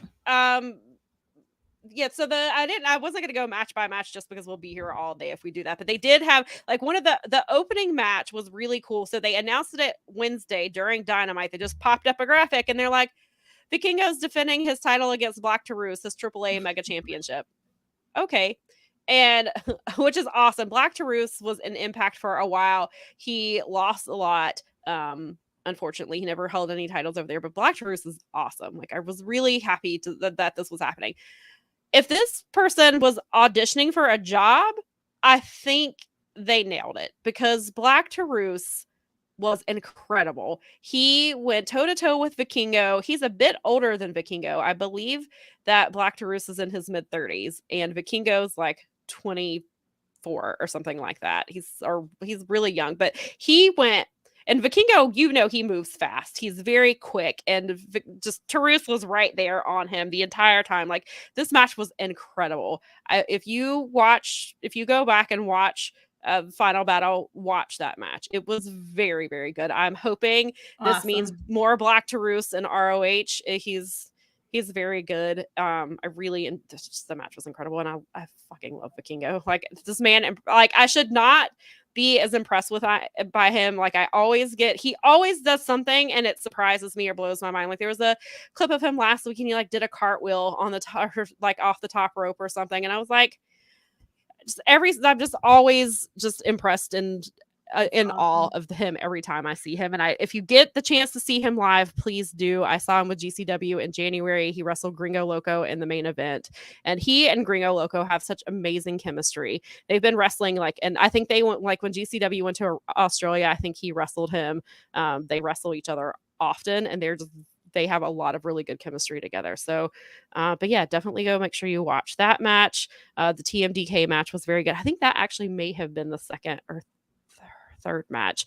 Let's see what else was on this card. So Filthy Tom Lawler versus Wheeler Yuta was really good. I was very glad that we got to see this match because Filthy Tom still needs his pay-per-view match against Adam Cole because they were supposed to wrestle at Forbidden Door on the it was supposed to be on the buy-in, or I'm sorry, 0 hour, and Adam Cole got sick, and so that match didn't happen. So this was, I think, Tony's kind of make up for that because Adam Cole is injured. So it'll be a while before that match happens. So I think Tony was like, I'll make it up to you and let you wrestle Wheeler Yuta for the pure title. And they killed it. And Filthy Tom is somebody I'd like to see more often, of course. I mean, New Japan is definitely fit for him. But if they want to use him more in Ring of Honor, I will take it because he's always. After I saw that, I really want Filthy Tom versus Shibata when Shibata is back. I need that match. I really want that one to happen. Let's see what else was on this card. I knew I should have wrote this card down, but I was like, well, I'm not going to go match by match. And now I know I'm forgetting stuff, but there was of course there was the tribute to Jay Briscoe match that they did. It was FTR and Mark Briscoe versus BCC. That was a really good match, of course. There was an incident that happened, and we will get to that. Well, I guess we just talk about it now since we're on it. But yeah, so prior to the match, or I think it had just started. If the match had not started, the bell had just rang. And there was a woman in the front row who was on her phone for whatever reason. Maybe she was texting her babysitter. Maybe she was on Twitter tweeting about how much she loves Jay Briscoe. Who knows what she was doing? Well, Dax decided he didn't like that. So he went and stood at the barricade and stood over her until she stopped doing whatever she was doing on her phone. Whoever was with her, I don't know if it was her partner, her friend, whoever, like he kind of nudged her, and Dax just like it was a lot of people were like, oh, well, that's what you get. You shouldn't be on the phone. You don't. First of all, it's not your business.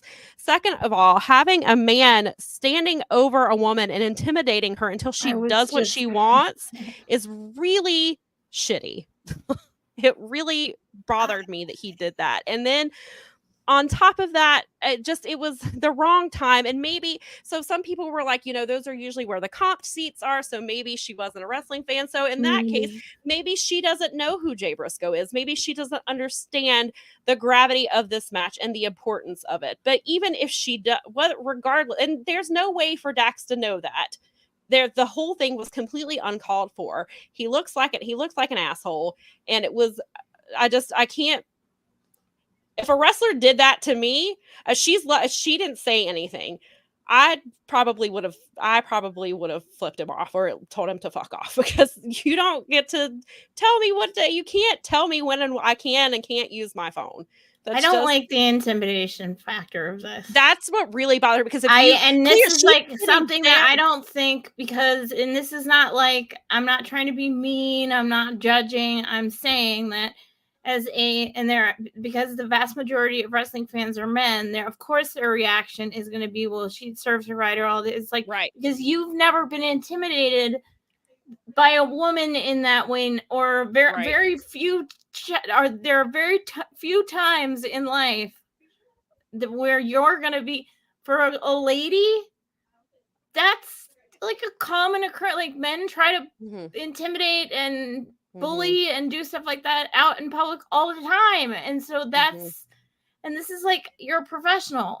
Right. I don't give a crap. I don't care what your beef with this one. If you think she's being impolite, say, excuse me, you're being impolite, and move on. Like, don't. Like, he didn't say a word to her. I don't care how big she is. No, he literally stood there until, like, that was the thing, is it didn't appear that he said anything to her. And so also you have to remember, like, so if you're watching the clip, she's sitting down in a chair, there's a barricade, and then there is this tall man standing there over her. And it was that juxtaposition was it really rubbed me the wrong way to see, because he intimidated her to do what he wanted. And I don't, he didn't, and like, again, it didn't appear that he even said anything to her. He stood over her until she did what he wanted, which was to put her phone down, and that's unacceptable. It really bothered. And then I people, guess and then I so hope of that course, she was like someone that someone knew or whatever. But in the end of the day, I still don't think that excuses the optics of something like no, this, it's because not. And who knows? women are Maybe being I mean, we actively have political issues where a woman's life is at like risk. Like maybe Mhm. don't the optics of that maybe right now aren't so great. I mean, No, I it's know wrestling pushes the limits all the time, but well, there's no, I don't know. it doesn't, she I don't like it. wasn't, I mean, to him, I'm sure it did bother him, but she wasn't bothering anybody. She Brown was vote. quietly sitting in her chair doing whatever on her phone. Maybe she has kids who are with a babysitter. Maybe she was Right. texting the babysitter. Maybe she was tweeting about wrestling. Maybe she was texting. I mean, who knows what she was doing? Dax certainly didn't know, but he had no right to stand over her and to intimidate her like that. And then that became some of the, like, people were talking about it because the clip went viral. So people all over Twitter were talking about it instead of, like, we should be talking about the women's main event, which, there was a lot of that. We should be talking about honoring Jay Briscoe, which there was still a lot of that. But I felt like, at least, maybe it was just in my timeline. Maybe other people weren't seeing it as much as I saw it, but it was in my timeline a lot. And people were either shaming her. It was mostly men who were like, that's what she deserves. And then there were a lot of women in my timeline who were like, this is unacceptable behavior. You can't. I don't care where I am. If someone did like that, I don't care anywhere, any show, anything. Like it's not cool, man. It's not. Like, Brad, I thought the same thing. He said, I wonder how Dax would feel if another wrestler did that to his daughter when she gets her. Yeah, I was like, what if that was his daughter or his wife? Well, I mean, this is like, so he does have he talks about his daughter all the time. Yeah, he has a wife and his daughter's like, I think she's like 7 or 8 years old. Yeah, that's no good. That's a bad example. That's a downright bad example. It's a great, I mean, Brad's the dad, so I mean, he knows that, like, it's important, especially to like teach your daughter, like, this is not, like, if a guy acts this way or that way to you, that's not cool. Like, it just, it's not cool. It's the wrong environment for it. Just, it was hard. No, pass, 0 stars, would not repeat. No, and then they were the first people they brought out during the media scrum, and I was just like, I mean, nobody asked them about it, which I was okay. That's even worse to me. Yeah, and the media scrum, nobody asked him about it. It was. Wouldn't that be your first question if you got a shot at him? Maybe me, because I mean, maybe it would be for a woman. Well, I think some women did ask questions, but yeah, nobody asked them about it, and so I don't. Yeah, no, I don't know if maybe the fans in the room, like, I mean, maybe not the fans, but maybe the media, maybe they didn't see it. From wherever they were sitting. I thought it was on camera, so perhaps that's why. Maybe they didn't, wherever they were sitting in the arena, maybe they couldn't see it. But she was front row and was like, and it was right there on camera. Like, we all saw it and it got clipped. So perhaps, but yeah, nobody asked him about it, which I thought was interesting. But now thinking about it, maybe it's just because the media couldn't see. I mean, maybe they didn't see the situation. Like, less at an indie show than that before, so I think that this is a professional show. Like, I don't know. I get that. Look, I'm not like, I can't excuse the behavior. It's like, I understand that you love Jay Briscoe and that what this means, but that's not the way that you want to exemplify. Like, that's not how you memorialize your people. That's right. Yeah, intimidating by behaving like a child. It was very. That's not a very, like, I mean, you said it. We should be talking about so many other things than something like that. And again, like I said, maybe it was just my timeline. Maybe a lot of people weren't seeing the conversation. I saw something had happened. I didn't know the full story until you just told it. I saw that there was some sort of incident, but I did not hear what it was until you just. I should have sent you the full. Yeah, I should have sent you. No, that's okay, because I mean, I can go look and I trust you. To me, that the optics of that are not cool. Yeah, it was definitely the intimidation factor that really. And I know, and it was interesting because, and I know, and we've talked about, like, women obviously view things differently. So I obviously see that, and that's immediately where my mind goes. And then there's some that's fans, a huge trigger. There are some. I mean, obviously there are some male fans who understand, like, the optics and what that looks like. but a lot of them were like, oh, that's what she deserves. She shouldn't have been on her phone. Women don't like wrestling. They're on their phone. Like, of course it turned into that whole, but that doesn't, stereotypical like, none of crap, that shit is your business. She's at the show. She bought a ticket. It's not your job. And even if it was a comp ticket, you don't know. Not your job to govern how she watches or doesn't watch the wrestling show. And again, you don't know what she was doing. Beeswax. She could have been, she could have been doing a number of things, and even if she wasn't, it's not your business. It's just not your business. Mind your own business. Who cares? Yeah, mind your business and don't stand over a woman and to intimidate her. But like that part is like, that's just no. I'm sorry. That's not cool. Sorry. You fail. Cool. No. But other than that, the match was really great. I mean, the match was great. It was a really great tribute to, I think Jay would have been proud. Of course, Mark got the win. He did the Dreidrilla.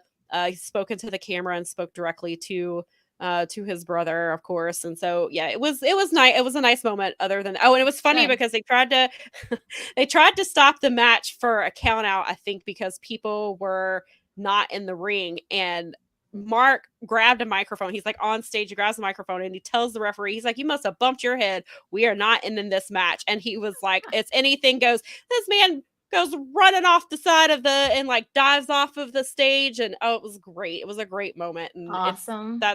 It's been clipped, of course. So it was really good. And I think, and Mark was saying after the match, he was like, this is really cathartic for me to be able to be here. It's the 1 year, we won these the tag team titles a year ago. It's the holidays.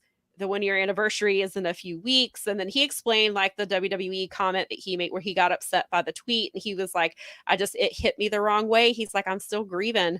And he was like, and he just explained that he was like, and I reacted poorly. And he was like, and I went back and I apologized.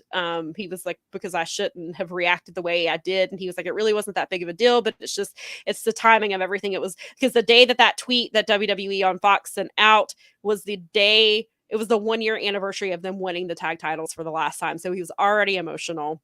Well, it's the first holiday without his brother. Exactly. Right. All and then the empathy in the world for this guy right now. Right. And then the 1 year anniversary is just a few weeks away. So he was just like, my heart goes out to him so hard. Me too. You can't. Grief sucks. It does. And grief comes in the weird, and that's the thing, like with grief. This is the time of year. This is a hard time of year. It is. And then, there's kids involved, and it's a really tough thing. Brad says today is the anniversary of the Briscoes' last match ever for House of Glory Wrestling. Yeah, this is a rough time anyway, because yesterday was Brody Lee's birthday. And I saw Amanda Huber's tweet. AEW tweeted about him. WWE did. A couple of wrestlers have tweeted. A few wrestlers were tweeting about him. And then the anniversary of his death, of course, is the day after Christmas. So it's a rough time for the wrestling world. And so it's definitely grief is coming in all kinds of forms. And I'm glad people are talking about it though, because I think one of the worst, like the hardest lessons that I had to learn is like you have to the memory of these people is what's important. So talking about them and talking about the things that they contributed and the things that they did that were awesome and rewatching those matches that we love is like the really important stuff that we have to do. It's like feeling your way through it is hard and all of those other things, but it's okay. And I really again, my heart goes out to all of those people and I hope they have good memories that they can sit down and talk about and they can make new memories. And that's one of those things. It's just apparently Daza said that's weird. An ad just interrupted your show. Didn't know ads appeared on live streams. Yes, that's happened during, actually, speaking of Strong Style. I noticed that too, because I've got it running over here. Brad said Daza, the same thing happened here. Me and Kathy were wondering what happened. Yeah, I've noticed that. I was watching Speaking of Strong Style last week and an ad popped up during their live stream. It happened to me on Mike and JD's show one day and I went, what? What?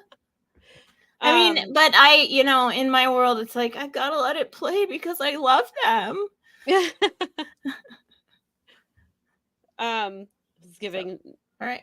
Nikki. So But yeah, so so that was the only. All right. Other than the match with Nyla, that kind of didn't really make any sense, which I think we will know why shortly.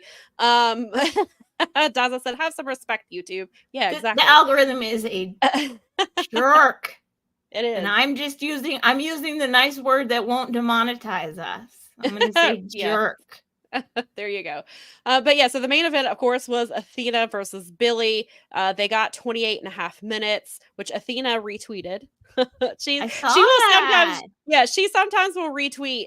She'll sometimes retweet the match times, and sometimes she retweets my articles. Her husband retweets me sometimes too, and he'll retweet my articles and things like that too. So that's really cool. But yeah, so the match was fantastic. It was just really, really great. I thought Billy, the best match Billy's had in Ring of Honor. She's really stepped up to the plate.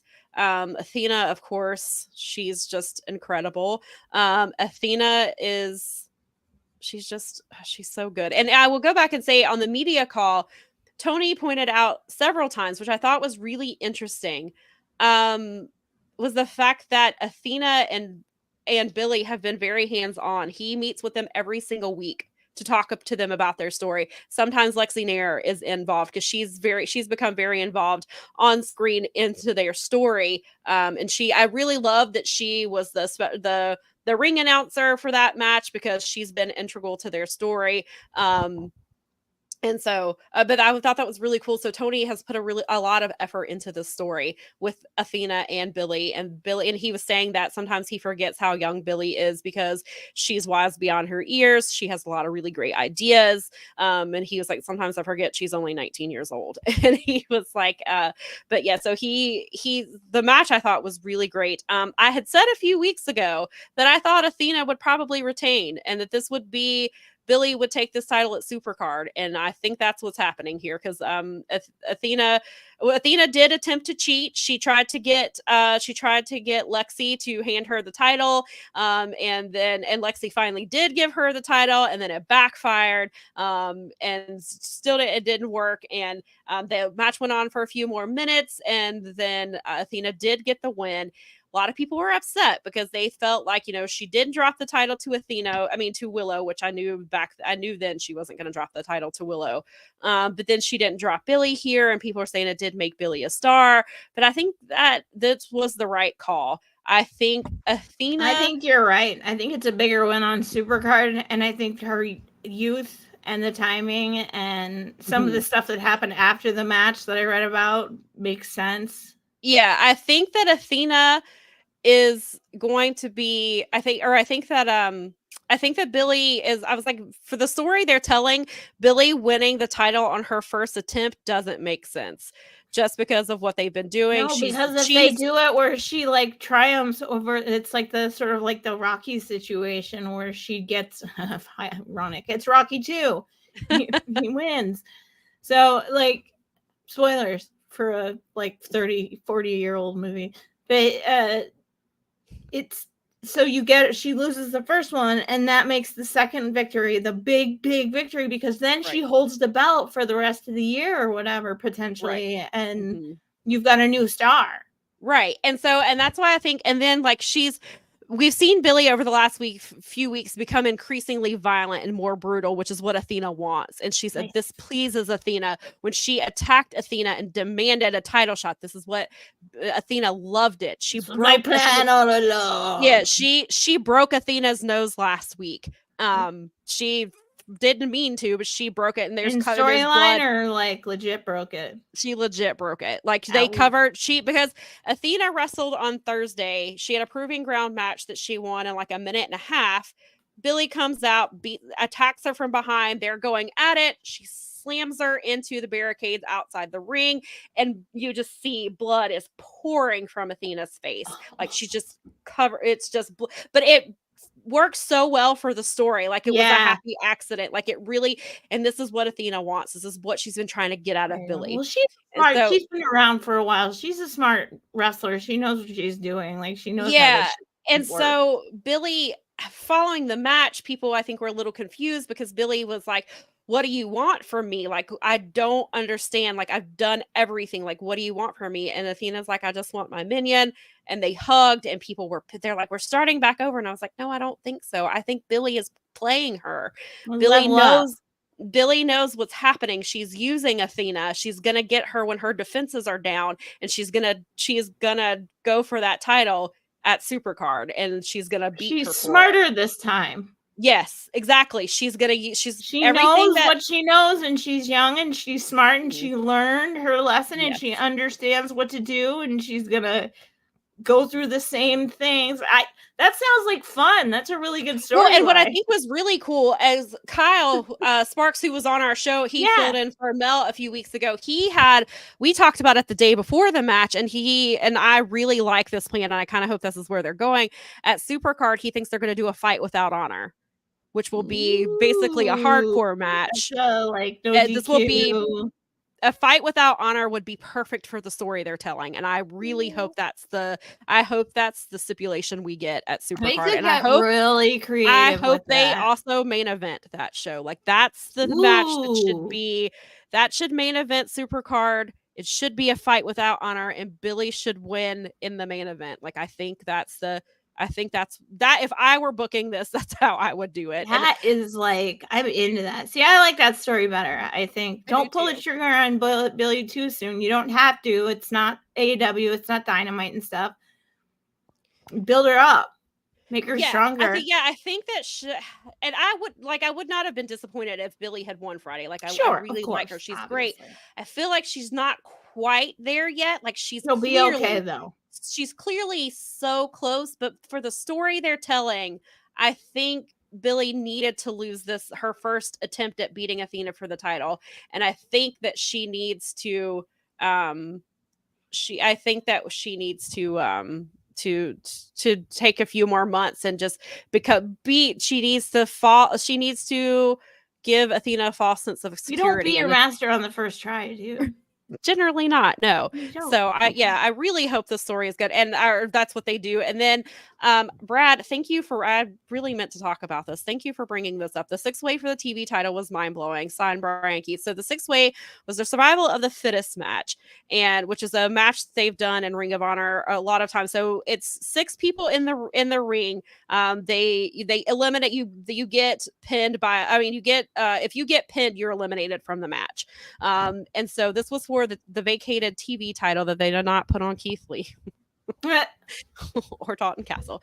But yeah, so that 6-man was great. And so I knew Brian Keith was wrestling Jack Cartwheel on the pre-show. I did not realize that they made it if the winner of that match was the 6th person in the survival of the fittest match. So I didn't know that Brian Keith was going to be in this match until I saw him come out, and I was like, and then I heard them, they were like, oh, because he won on the pre-show, and I was like, makes sense. So that was a nice surprise.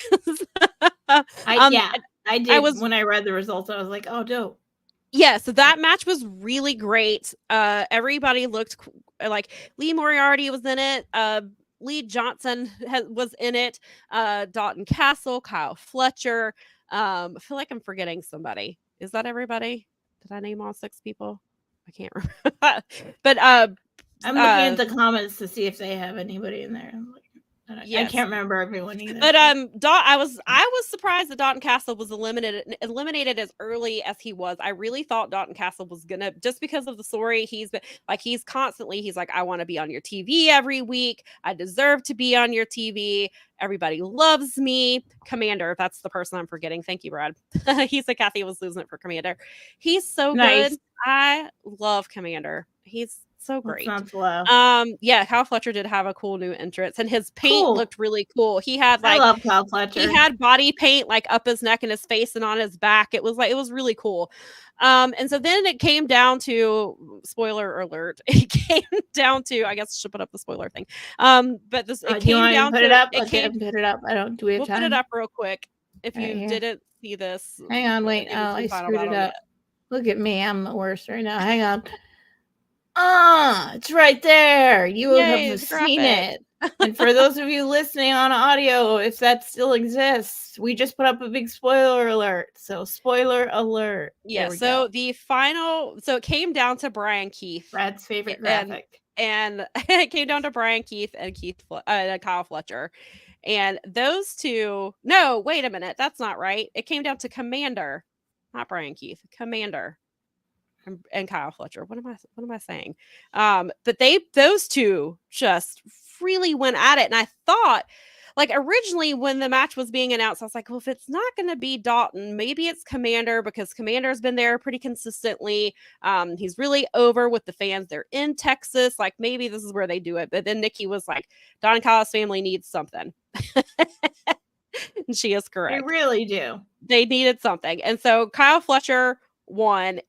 I love Kyle Fletcher. He's phenomenal. Mel and I have talked about how much we love Aussie Open, but when they did the Best of Super Juniors, and we could see them both Mark Davis and Kyle Fletcher individually, and they are very good by themselves. Like, as singles wrestlers, they're both very good. I honestly started really paying attention to them after Best of Super Juniors, and they were wrestling single. Yeah, and then unfortunately Mark Davis has been hurt a couple of times, and so that has left Kyle to have to do a lot of singles wrestling, which is currently why he's by himself, and he's phenomenal. Like, he's so good, and he's 24 years old. We got to see him when we were in Detroit. He was like a surprise, so it was very exciting. Yeah, I love that guy. He's so good. And so I'm happy that he has the TV title. I was originally I wanted Dalton Castle to win because I love Dalton Castle. But then it was cool. But once Dalton got eliminated, we were guaranteed a brand new a champion who had never been an ROH TV champion before. So that's kind of cool. Yeah, so that was a cool thing too. But yeah, I'm really excited for Kyle. I think he's gonna kill it. They talked to him on the scrum. It seems like, I don't know if it'll be his very first title defense, but he is definitely him and Commander are gonna run it back in a singles match. And he's like, we kind of showed what we can do, and I think we could do a lot more. So that was really cool.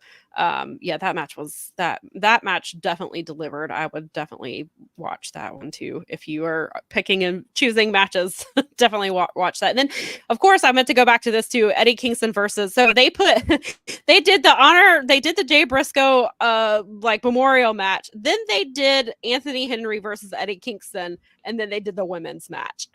So I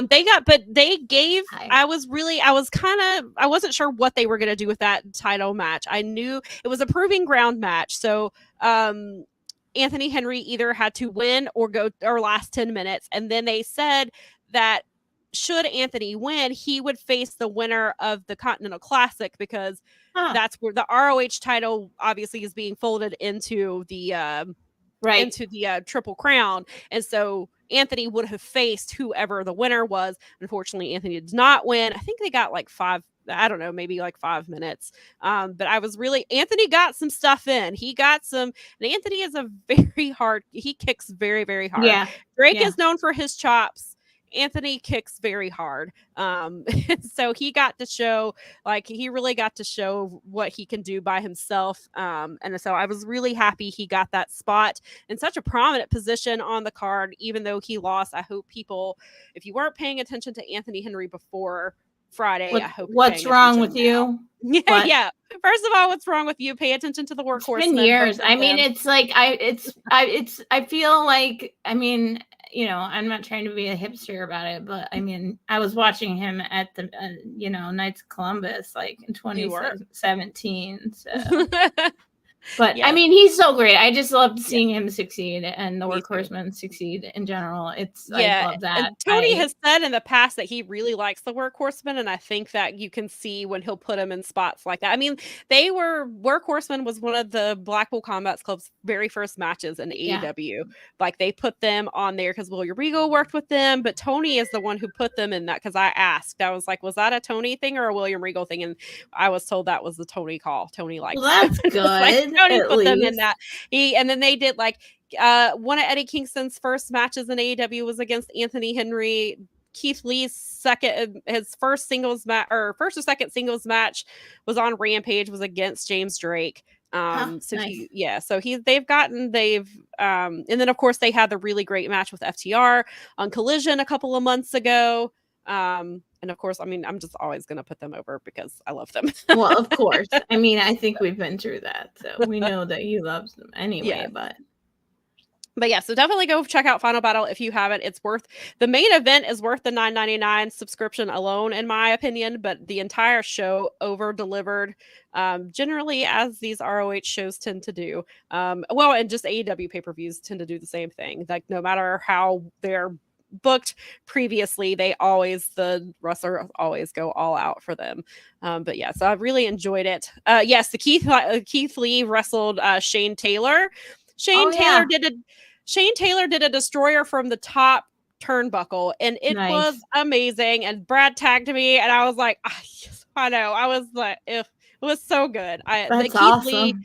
Keith Lee and Shane Taylor, I love both of those guys. They're so good. And they had Shane Taylor's kids were there, and you could hear them sometimes yelling from the front row. And unfortunately, he lost, and he was upset. And Keith Lee went to him like after he won, and he tried to shake his hand, and he stood him up and said something to him, and then he like turned to his kids and was like, go. And so Keith Lee left to allow Shane Taylor to have a moment in the ring, and then to go over to his, and like they showed his kid, and poor one of them was crying because their dad lost. It was so sad, but she was oh god, his kids are adorable.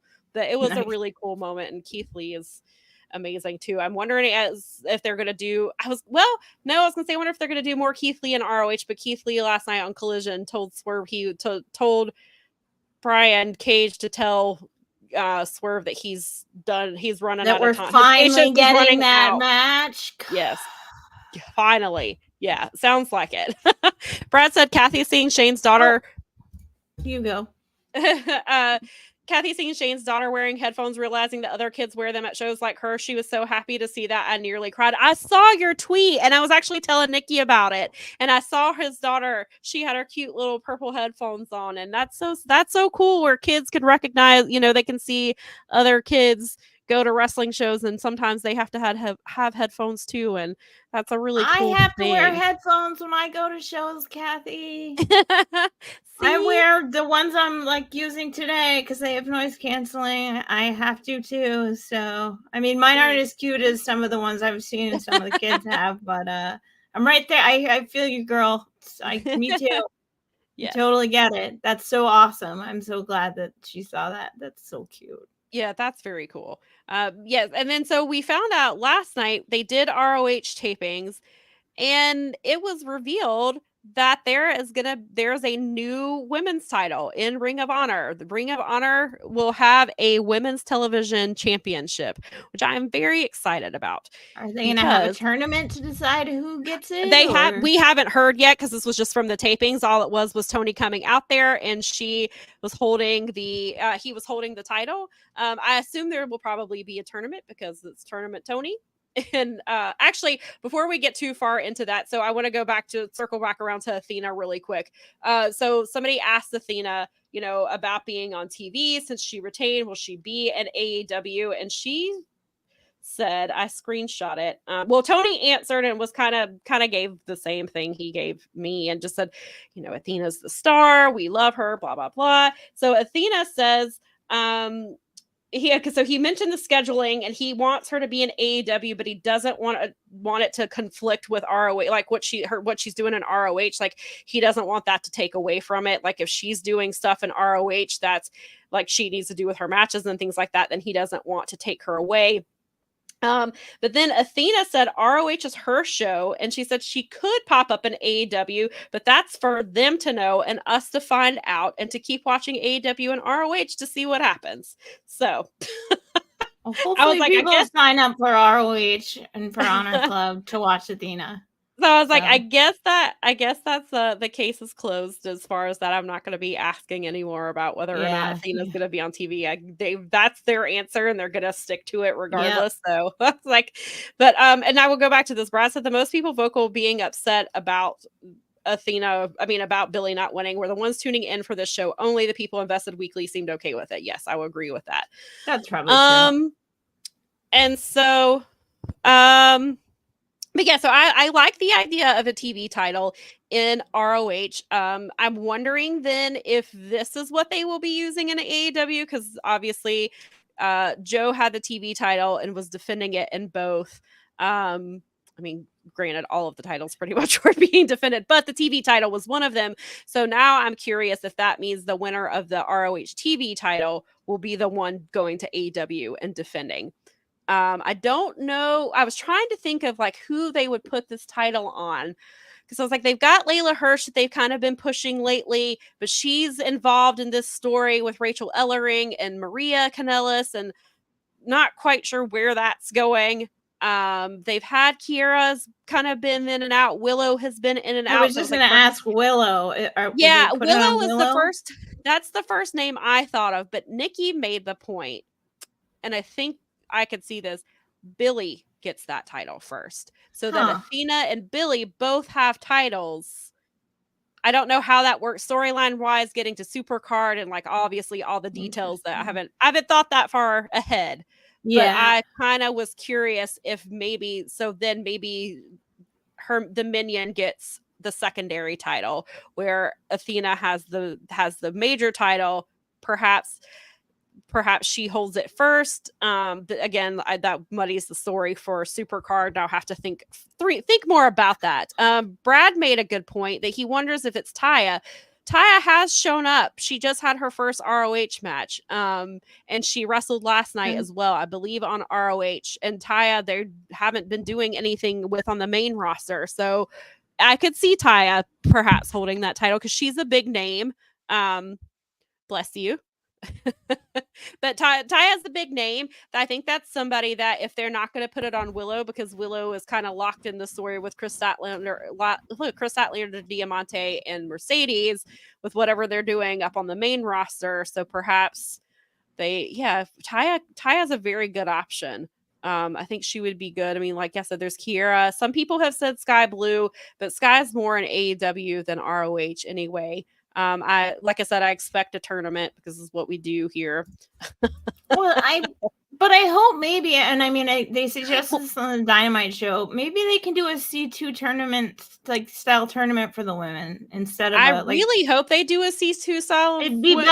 What that needs and stuff like that tournament needs to be an AEW, not ROH. Fair. I think that I would do that on TV.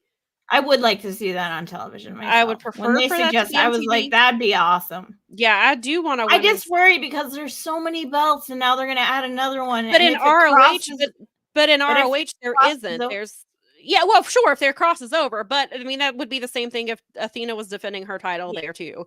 Yeah. But ROH has one women's title, and I think it's important to have a TV title in ROH to continue to build up the women's division. Mm-hmm. I think I like this. I like where they're going with this. Again, of course, we've fussed about how they have problems, with booking women's champions in general, but Athena is a completely different story. And Athena also, ROH they don't have to answer to sponsors. They don't have to worry about commercial breaks and things like that. And from what Tony says, Athena has been very involved in her storyline. So I would hope that would extend to whatever they're doing with the second title, that the women are very involved, or at least whoever wins is going to be very involved in their story once they win the title, is what I'm hoping for. Of course, with all things with any women's wrestling in AEW and ROH, I am cautiously optimistic. Like, I'm so glad to see the women get 2 matches last night, but then Abaddon won in a minute and 6 seconds, I think, a minute and 7 seconds. And it was, so I was like, but we did get more women's segments. We got the Tony Storm segment with Renee and Mariah. Yeah. We got the street fight.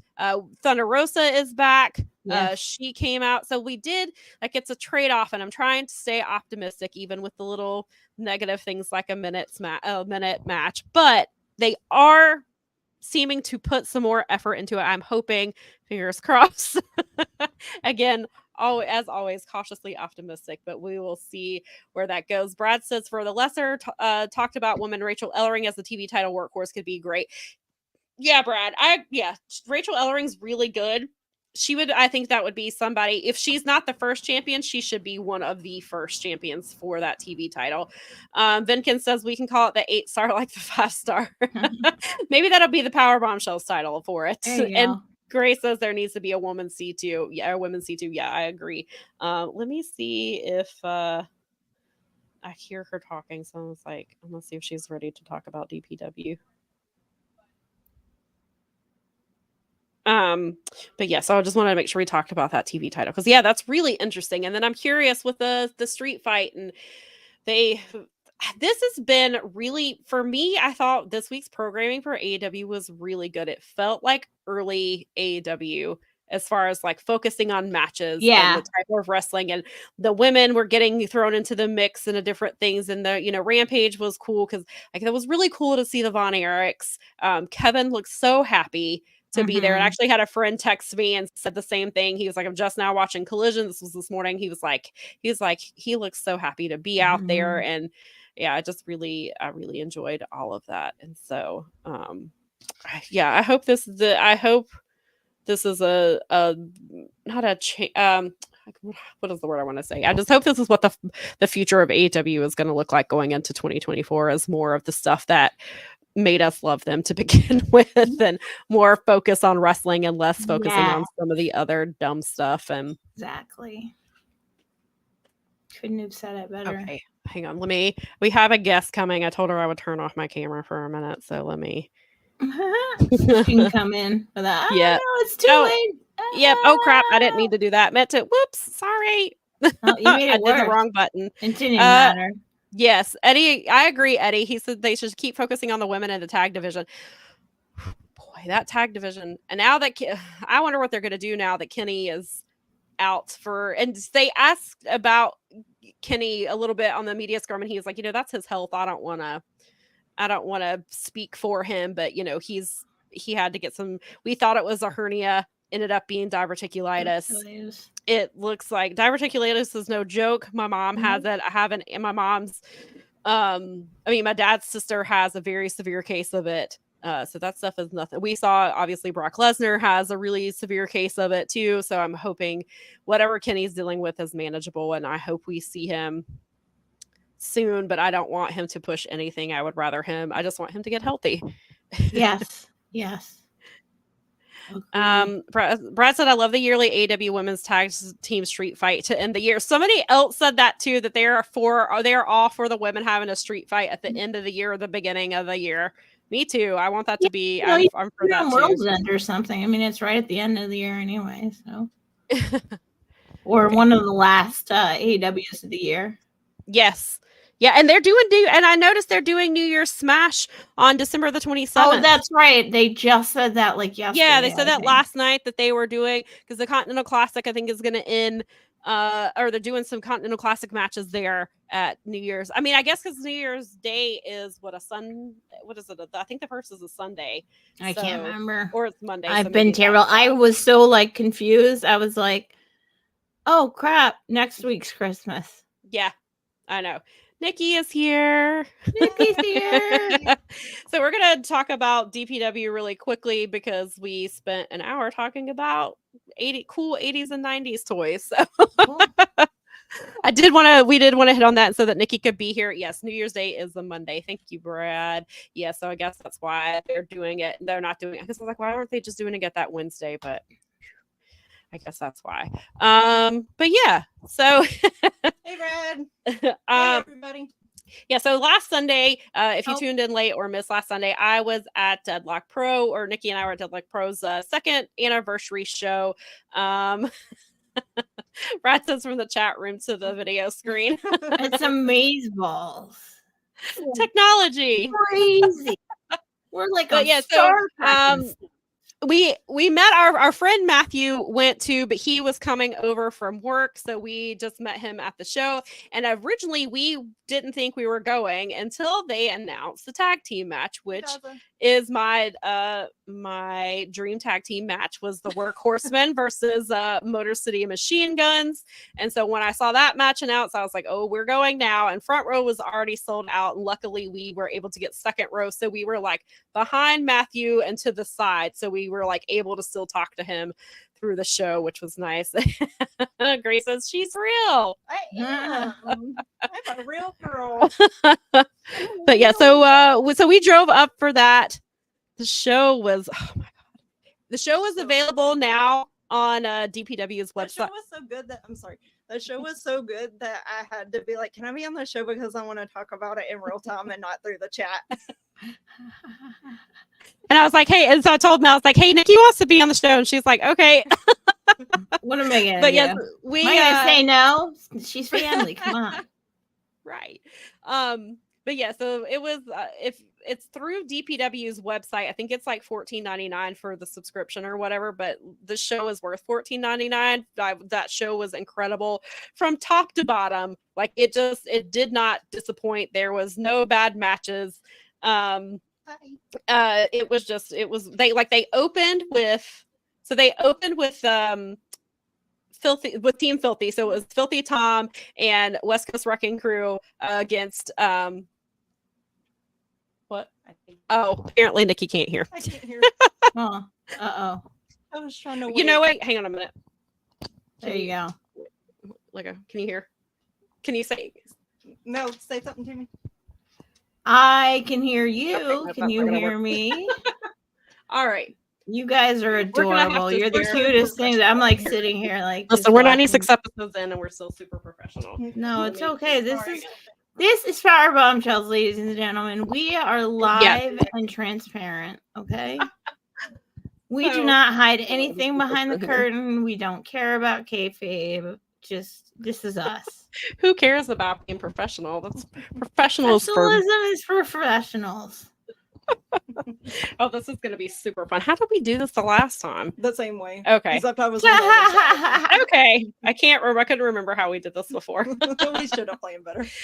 Yeah, you can tell that we are super planned for this. But yeah, so the first match was Team Filthy versus LeBron Cozone and Violence is forever. yes, and Violence is Forever.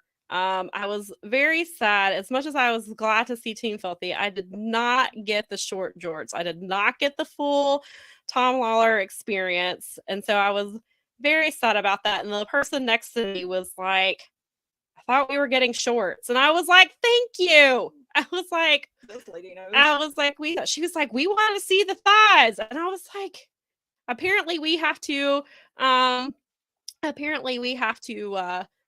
pay extra for the Filthy experience.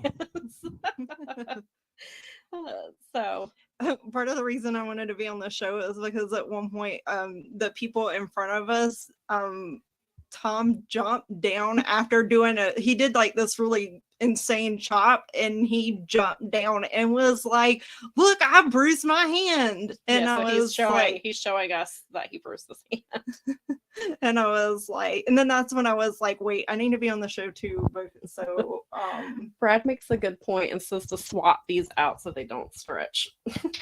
good point. See, This is why we need our friends in the chat.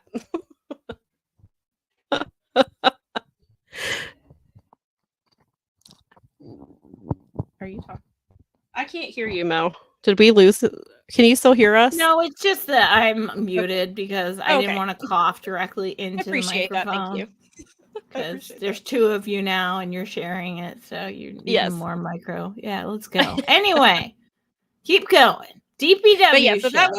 that was a really fun match. Unfortunately, they lost, and I was like, that's because you didn't wear your denim shorts. That's You right. didn't wear the jorts, and you lost your match.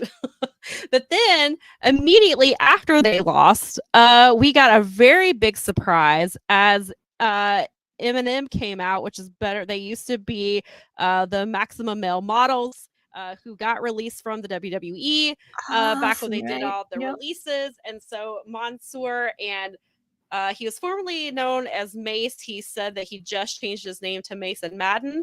They were they got a gigantic pop. Like that place went nuts as soon as they came out.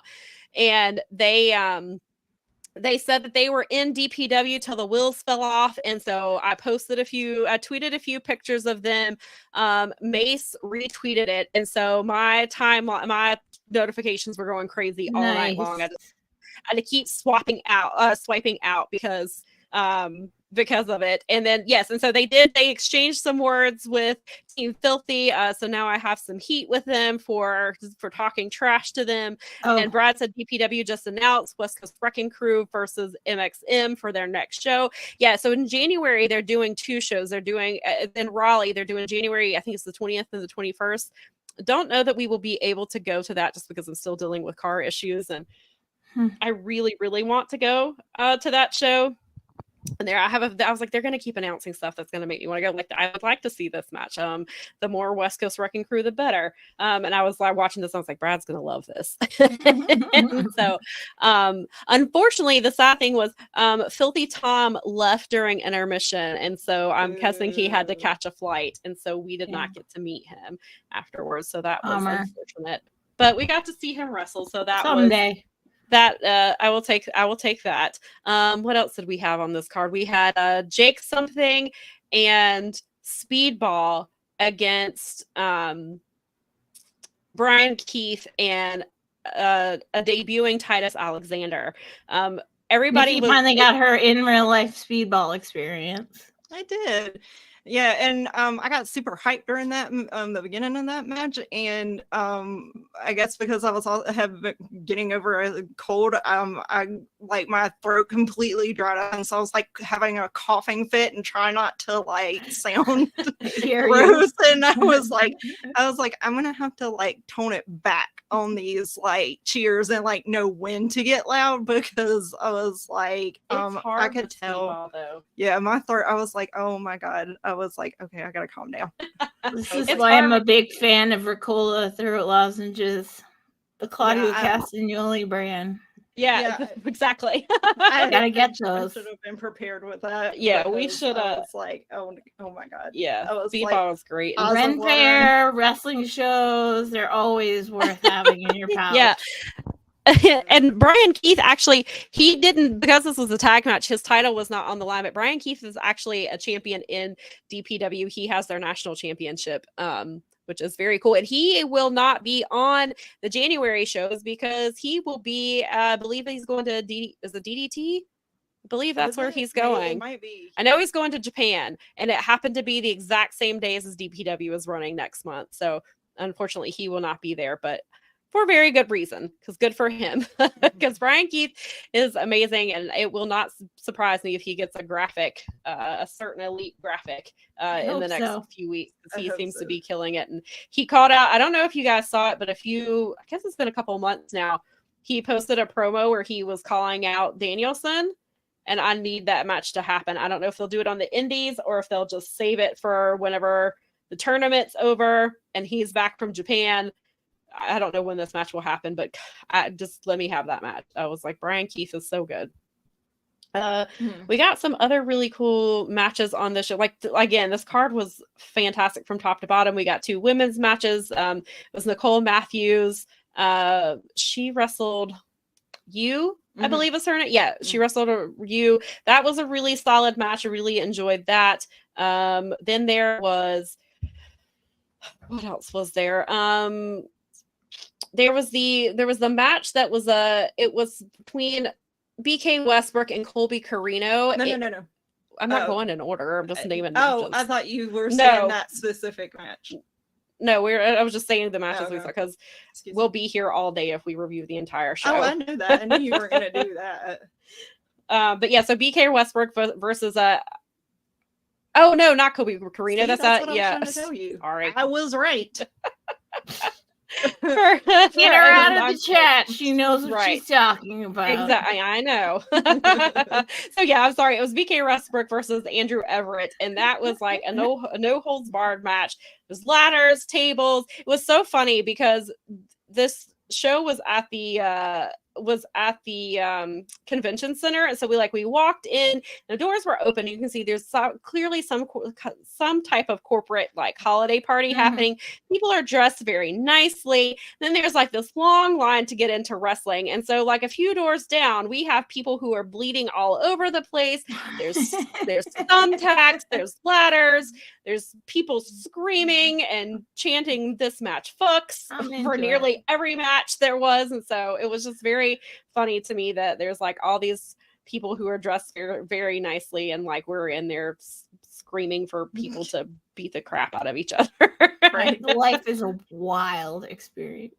It is. Yeah, so that match was really cool. Then they got well, I don't want to give that away. So there was somebody who was involved in that match that was interesting that made it added to the match. But that was really cool.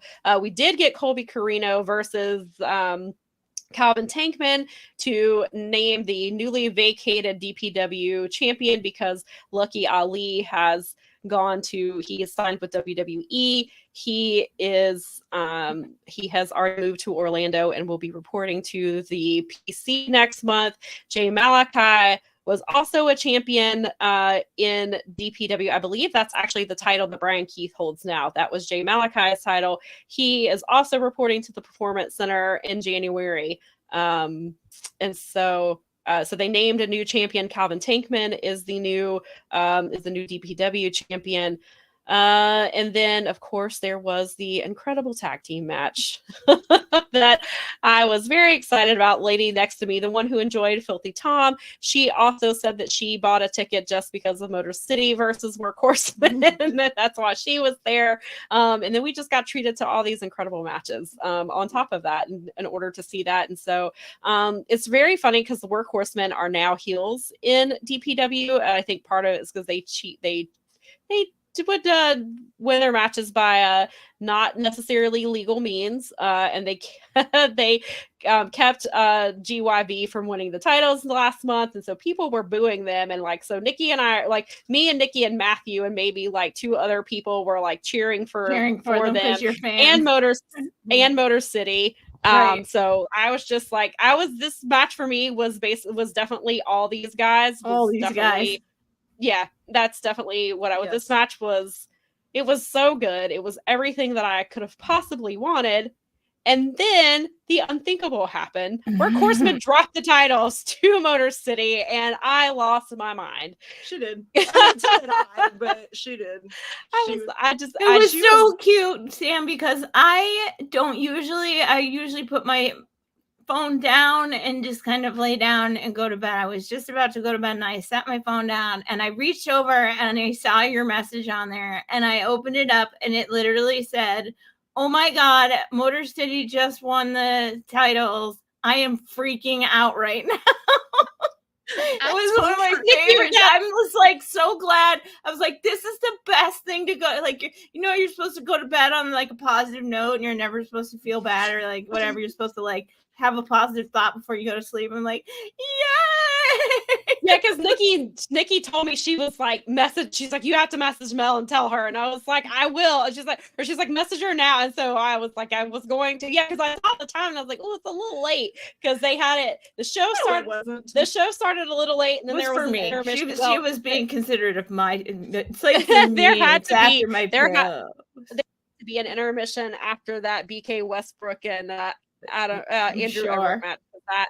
They needed one right there. But yeah, so now I was like, that means that they're gonna be in Deadlock more, which means I was like, now I was like, how the hell am I gonna get to Raleigh now? Like, I'm gonna have to see them. But then on top of that, this is DPW's the shows in January. Those are their last shows in North Carolina for a while. They are traveling. They have not said where yet. So I think that's part of the reason Motor City probably won the titles is like, we're going on the road.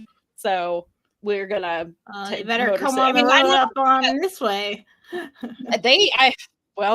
that they're the champions, Come That was- home, come I was home. just about to say, since they're the champions, I was like, I bet Detroit's going to be one of those shows that they go to. Dude, One of Detroit's the a great cities they city to go to independent wrestling shows anyway. I need to pay attention to GCW coming up because they usually come in the early part of the year, Yeah. first time, and they always have good cards. But like, it's so much fun to watch wrestling here.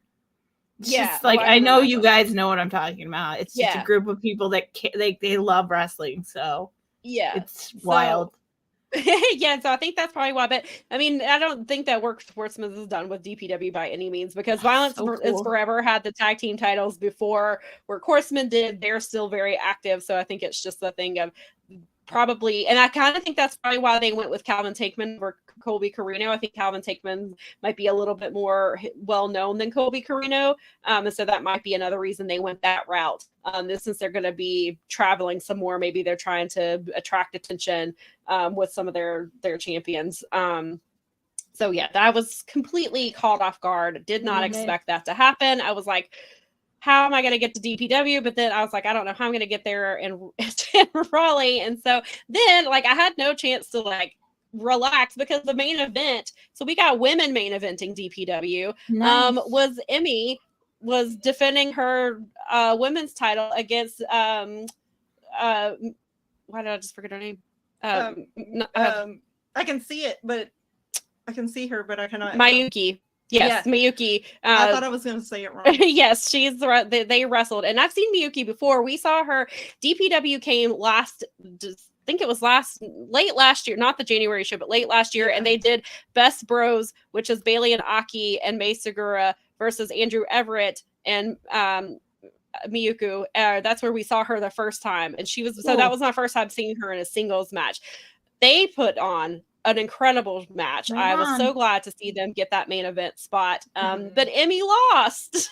Oh, interesting. I was like, are they doing? Nikki was like, maybe they're doing all title changes because it's the anniversary show. And I was like, maybe so. I was like, no, not Emmy, don't lose. But yeah, she's great though. I really liked her. I think she'll be a great champion, and the fans love Sammy as much as they love Emmy, and Emmy was getting "That's our queen" chants, and so they clearly love her there.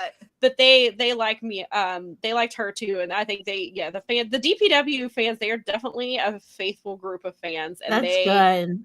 They love their wrestlers. They love that organization. They love everybody that comes through, and they love to boo their people too. Like but it's a really fun environment. Now we've been to 3 DPW shows now, and every time has been incredible, and I highly recommend going to watch this. The show is available. They put it up at 5:00 yesterday, and we had just come home from Christmas shopping, and so we didn't get a chance, but I'm definitely going to watch that back. Yeah, that'd be great. Yeah, so I'm really looking forward to it. So then afterwards, I talked to Workhorseman briefly for like maybe 2 seconds, and then we went, and Motor City was out there signing autographs and stuff and taking pictures, and so I got to meet them. Yay! And I was very excited about that, and I told them that I came mainly for that match, that we drove 2 hours from Charlotte in the rain because we wanted to be there. It's like Workhorsemen are, we've watched them, and we've known them for like probably like 10 years now, or close enough to it. And I was like, and then you guys are one of my favorite tag teams ever, and I had to come see this match. And they were like, thanks for coming. And like, so I got Nikki took the pictures. So I haven't posted them yet, but Nikki took the pictures for me, so I do have a picture with them. And then after I met them, I realized that I had left my umbrella in the room, and I was like, crap. So we're walking back to get the umbrella, picked up my umbrella, and I was like, oh my God, I did not tell them about the Wrestling Observer Hall of Fame. I was like, I was going to tell them that Mel is on this mission to make this happen, and that we've talked about it on the show. Like, I'd been planning to tell them. I even remembered, like, during the show, I was like, you have to remember to tell them this.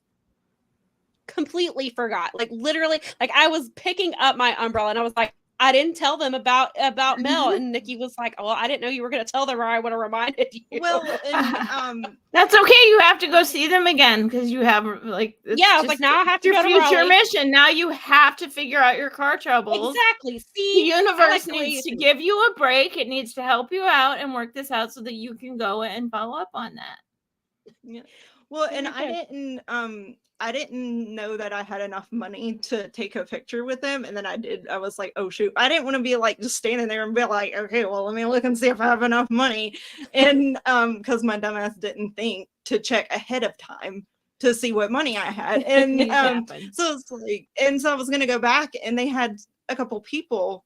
So we went to talk to somebody else, and then I turned to look, and I saw him walking off, and I was like, "Oh, I didn't get to take a picture So with now him." we're on a mission. Nikki has to you meet them. have 2 reasons to rewatch them. Exactly. And actually, you have 3 because they're the champions. So Right, exactly. And then if they come to Detroit, then you can go. well, Talk I to would them definitely. about I it, mean, too. you know, if they come around here, I'm definitely talking to them about it. Yeah. They'll be. I'm sure they'll be very humble about it, but I was very mad at myself for that. I was like, "Are you that's kidding okay. me?" You had so much fun that I totally forgive it. I wasn't even Well, I thinking appreciate about that. it, Thank honestly. you. I was just happy that you got to see that match, and then the fact that they won, I was just like, Yeah, I this couldn't is the believe it. And then greatest I got to thing. meet them like right after they won. On top of that, just say that Sam, that's so cool.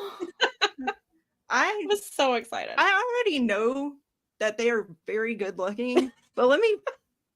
I about said a cuss word. Let me just say that Chris Sabin is really. I don't know if it's because I was a lot closer to him than I was to Alex, but I was like, God dang, he's hot in person. Like, I mean, I thought I've always thought they were I've been saying it for like 20 years. I mean, I've known that. I know what they look like, and I was like, God darn Yeah, but sometimes it's a listen, and don't try to cancel us now because we're talking about the attractiveness of a wrestler. We do actually enjoy their work. I would not have driven 2 hours in the rain if it was just because I think they're hot. Okay. No, and I can appreciate both. Let me You're like allowed. what I like. Exactly. Well, I think that's a compliment. You're saying that he's a handsome man in person. He's even more yes, they are handsome very than you attractive thought. in real life. Like, yes, they've always and that's the thing. I've always found them attractive, and the older they've gotten, the more attractive they have gotten. And then yes, up close, I was like, that's probably another reason I forgot. It's because I was distracted. Yeah, I mean, it happens. These things happen. I mean, I've seen Alex Shelley live. He is a very handsome man, so he's not like. I mean, right? Yeah. Got to see him with the when he wrestled Little Nick, Patriarchy Nick, Nick Wayne. Yeah. Nick Wayne. That one. That's the one. Little Nick. I love that Patriarchy Nick. Sorry, he's patriarchy. He's a little patriarchy Nick now. His daddy's Kristen Cage. So yes. About something, but maybe I shouldn't. Probably not. No, it wasn't about Nick. It was about Christian. Oh yes. Well, anyway. Not about that either. But yeah. So, and then of course, before we wrap this up, is that we also got to meet Emmy. We did. Yay! So I went over. That's part of the reason we missed talking to Nikki. Missed talking to Motor City as we were in line for Emmy. No, we were already talking to her. Okay. He was paying them when I saw that. Okay. Her paying her. Yes. So we got to meet her. She let us wear her crown. Let me say that when she put her crown on my head, she looked at me and said, "Oh, so pretty," and I was like, "Oh, that's sweet." I probably should have told her she was pretty too, but I was like, "Oh my god, she told me I was pretty." Thanks, That's Queen. So awesome, you guys. What a great Christmas present. Like, it was great. She was so nice. And we talked to her for a few minutes. And I was like, you are one of my favorites. I was like, I love watching you wrestle. And I was like, I'm so glad that when you get to wrestle on TV and AEW, she said, oh, you're my favorite. I love her. That's the Japanese wrestlers especially are so grateful. Like, it's so much fun. I love it's always such a good feeling when you get to actually express your appreciation in person. It really is so much fun. Yeah. Emmy in the right setting, not stalking people at airports, jerks. Right. In appropriate settings. Yes, exactly. Awesome. But so we had 12 out of 10. We had an amazing experience. The wrestling was great. Got to meet Motor City. Got to meet Emmy. Let me talk about what happened to me though. Oh yes, go ahead. I got nervous and I was too scared. Well, not scared, but I got a little bit nervous and I wouldn't go talk to people. And then I kept hesitating and I just kept putting it off. I was like, oh well, we got to do this. Let's do this first. and then we'll go talk to him. And then I just never did. And then I was like, God, take it. I was like, well, So again, we have many reasons to go to DPW when they come back. I was like, he could just, See, he needs you guys to just just come back built anyway. yourselves a we need to go back situation right into Yes. your Yeah. problems. Exactly. You just I don't know created why. a whole scenario where you now have to return because you have a checklist of things that you See, need to that's cover. what it was. That's why I got nervous. It was because- The same thing that Speedball is an angel, one of the nicest people I ever met. Yeah, and Yeah. I met him because I was going to tell him that, you know, I met him when he was here and that I had him sign a birthday card for her because yeah, that's and I when was she. gonna I talk about it, remember. but I kept like I don't know why. I got a little bit nervous. I kept Well, when we hesitating, first- and then I was like, well, let's do this first. Let's do this first. When we first got there, though, like when he was out there when like we were in line and we were like, well, we need to go. The show, it was like just a few minutes before showtime, so we're trying to go find seats because they're like first come first serve, and then it was and then like during the intermission, that's when we went to the bathroom, and then we were talking to who were we? I think we were talking to a couple of people, and so we went back in. So we didn't talk to. We were talking. We were like, well, maybe we should go see Speedball, and then we saw the lights dim, and I was like, Yeah, and I and knew they were starting off with Motor City and Work Horseman, and I was like, that's why no, I was like, yeah, that like I said, I kept hesitating and be like, oh well, we need to do this first, and I didn't want to. I mean, I love Speedball, but I ain't missing Motor City and stuff. But I did. The first time I went to the bathroom, I did see Veda come out of the bathroom stall and ended up going in the one that she was in. But I didn't say anything to her because she kind of tilted her head down, and I was like, also, I just didn't want to be weird, and I was like, I'm not gonna talk to her right now. I was like, in the bathroom. That's too weird. I get that. And and I was like, I'm like 99% sure this is Veda, but I didn't want to be like, what's up? And not be her. And she'd be like, why are you in my face? But yeah. I just want to pee. Right, exactly. Right. And I was like, I am not. Oh, I did see when we were leaving the bathroom, though, Chris Sabin was coming. The men's bathroom was across from the women's, and Chris Sabin was coming out. Yeah, she turned around and was like, look, Chris Sabin just came out of the bathroom. I was like, well, get him away so I can see him. But he had already left. I think I saw him like way ahead, and he had changed. He went to change. I think he went to change into his gear, and I mean, maybe he had to pee. I mean, maybe he did, but he was in his gear. So, and they were the first match back, so we were like, we have to hurry up. Yeah. But again, 13 out of 10 would recommend. I like that your numbers keep going definitely up. go. No, I said 13 out You of 10 said last 12. time. No, I said 13. You said 12, but that's Oh, why did she's I? on callus now. It's okay. Listen, I'm just gonna. The more I think about the show, the more ratings I'm gonna give it and the more the experience. But yeah, DPW is awesome. If you're not watching Deadlock Pro, you should. Brett says, yes, Chris Sabin does P2. He doesn't just explode when he gets full. Yeah, sure? I mean, I don't know. Are you sure? I don't know. They're not just normal humans. No, they're like, not. they're It's funny because special. we went to get dinner before. We found a place nearby that Nikki could have. She could actually eat some of their food. So we were Good. eating dinner, and Matthew was already there, and he was like, Motor City just walked by me. We both made this like audible gasp in the restaurant. And the restaurant was not very full, so I'm sure everybody heard it. Yeah. That's okay. That's okay. I mean, Lucky. you know, Mm-hmm. I'm sure they get that a lot. Probably. But yeah, so I think that I think this concludes the DPW experience. Yeah. But yes, we're huge fans of the show's amazing. They always put on incredible shows. They bring in so fantastic talent. And if DPW comes near you when they're on whenever they're going next year, go. Like, do not hesitate. Yeah, I'm gonna keep my eyes out for that. They put on fantastic shows, and it's definitely worth whatever you pay to see them. Their shows are excellent from top. I've only been 3 times, but I've never seen a bad match on their shows. They're high energy from top to bottom. They're great matches, and it's a lot of fun.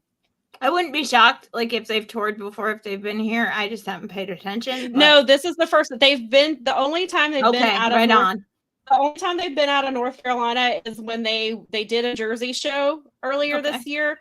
So this will be, other than that, this will be their first time. Well, here's hoping they come this way, because this town loves that kind of thing. So yeah, I think I'm assuming with the new champion, the new tag team champions, especially with them, are. that makes sense. They would so. come here. Brad says, I hate that DPW has come by us twice, but it's a Sunday late afternoon, and that's one of the worst times for us to go to shows unless Kathy has off for school on Monday. Yeah, the show didn't start until 7 o'clock, and it ended at it started a little after 7, but it ended at and so we didn't get on the road till 11:30, and so we got home at we left a little after 11, I think, and we got on the road at 1 o'clock, or we got home at 1 o'clock in the morning. So I can understand that, Brad. It is a little rough when it's especially with school. Mm-hmm. Yes. So hopefully, if you get to see them, hopefully it'll be during the summer when Kathy doesn't have school. Yeah, because I think Kathy would love it. I think she would really enjoy it. And it's a really good. I think it's a really good fan experience. So I think she would really be. I think she'd be into right it. On. Mm-hmm. Yes, I would agree. Yeah. All right. Well, ladies, we will let you know what time we're doing our show coming up this week. We don't know if we're going to do an actual Christmas Eve day show or a show on a different day this week. We will let you guys know as soon as possible. So stay tuned to our Twitter and our threads and our Instagrams. It's all at Powerbombshells. We'll let you know exactly when we're going to go live. I think we plan on doing a show. We just don't know exactly which day because Sam's got to figure out Bob's got to work, and he has to work Saturday, so I'm open. So we'll let you know. So keep it here, and I'll let you know if you're in the Discord. And you can always shoot Gigi an email if you want, Gigi at fightgamemedia.com if you want an invite to the Discord, but you got to let them know you heard it here, and you have to subscribe. You have to subscribe to the Fight Game Media YouTube. Yeah, especially because there's a lot of shows on here. Because there's there's the Dynamite show on Wednesday nights, and there's that's right after Dynamite. And then speaking of Strong Style is Sundays, and especially we're getting into Wrestle Kingdom season, so you definitely want to be paying attention to speaking of Strong Style because they definitely have you covered on all that stuff.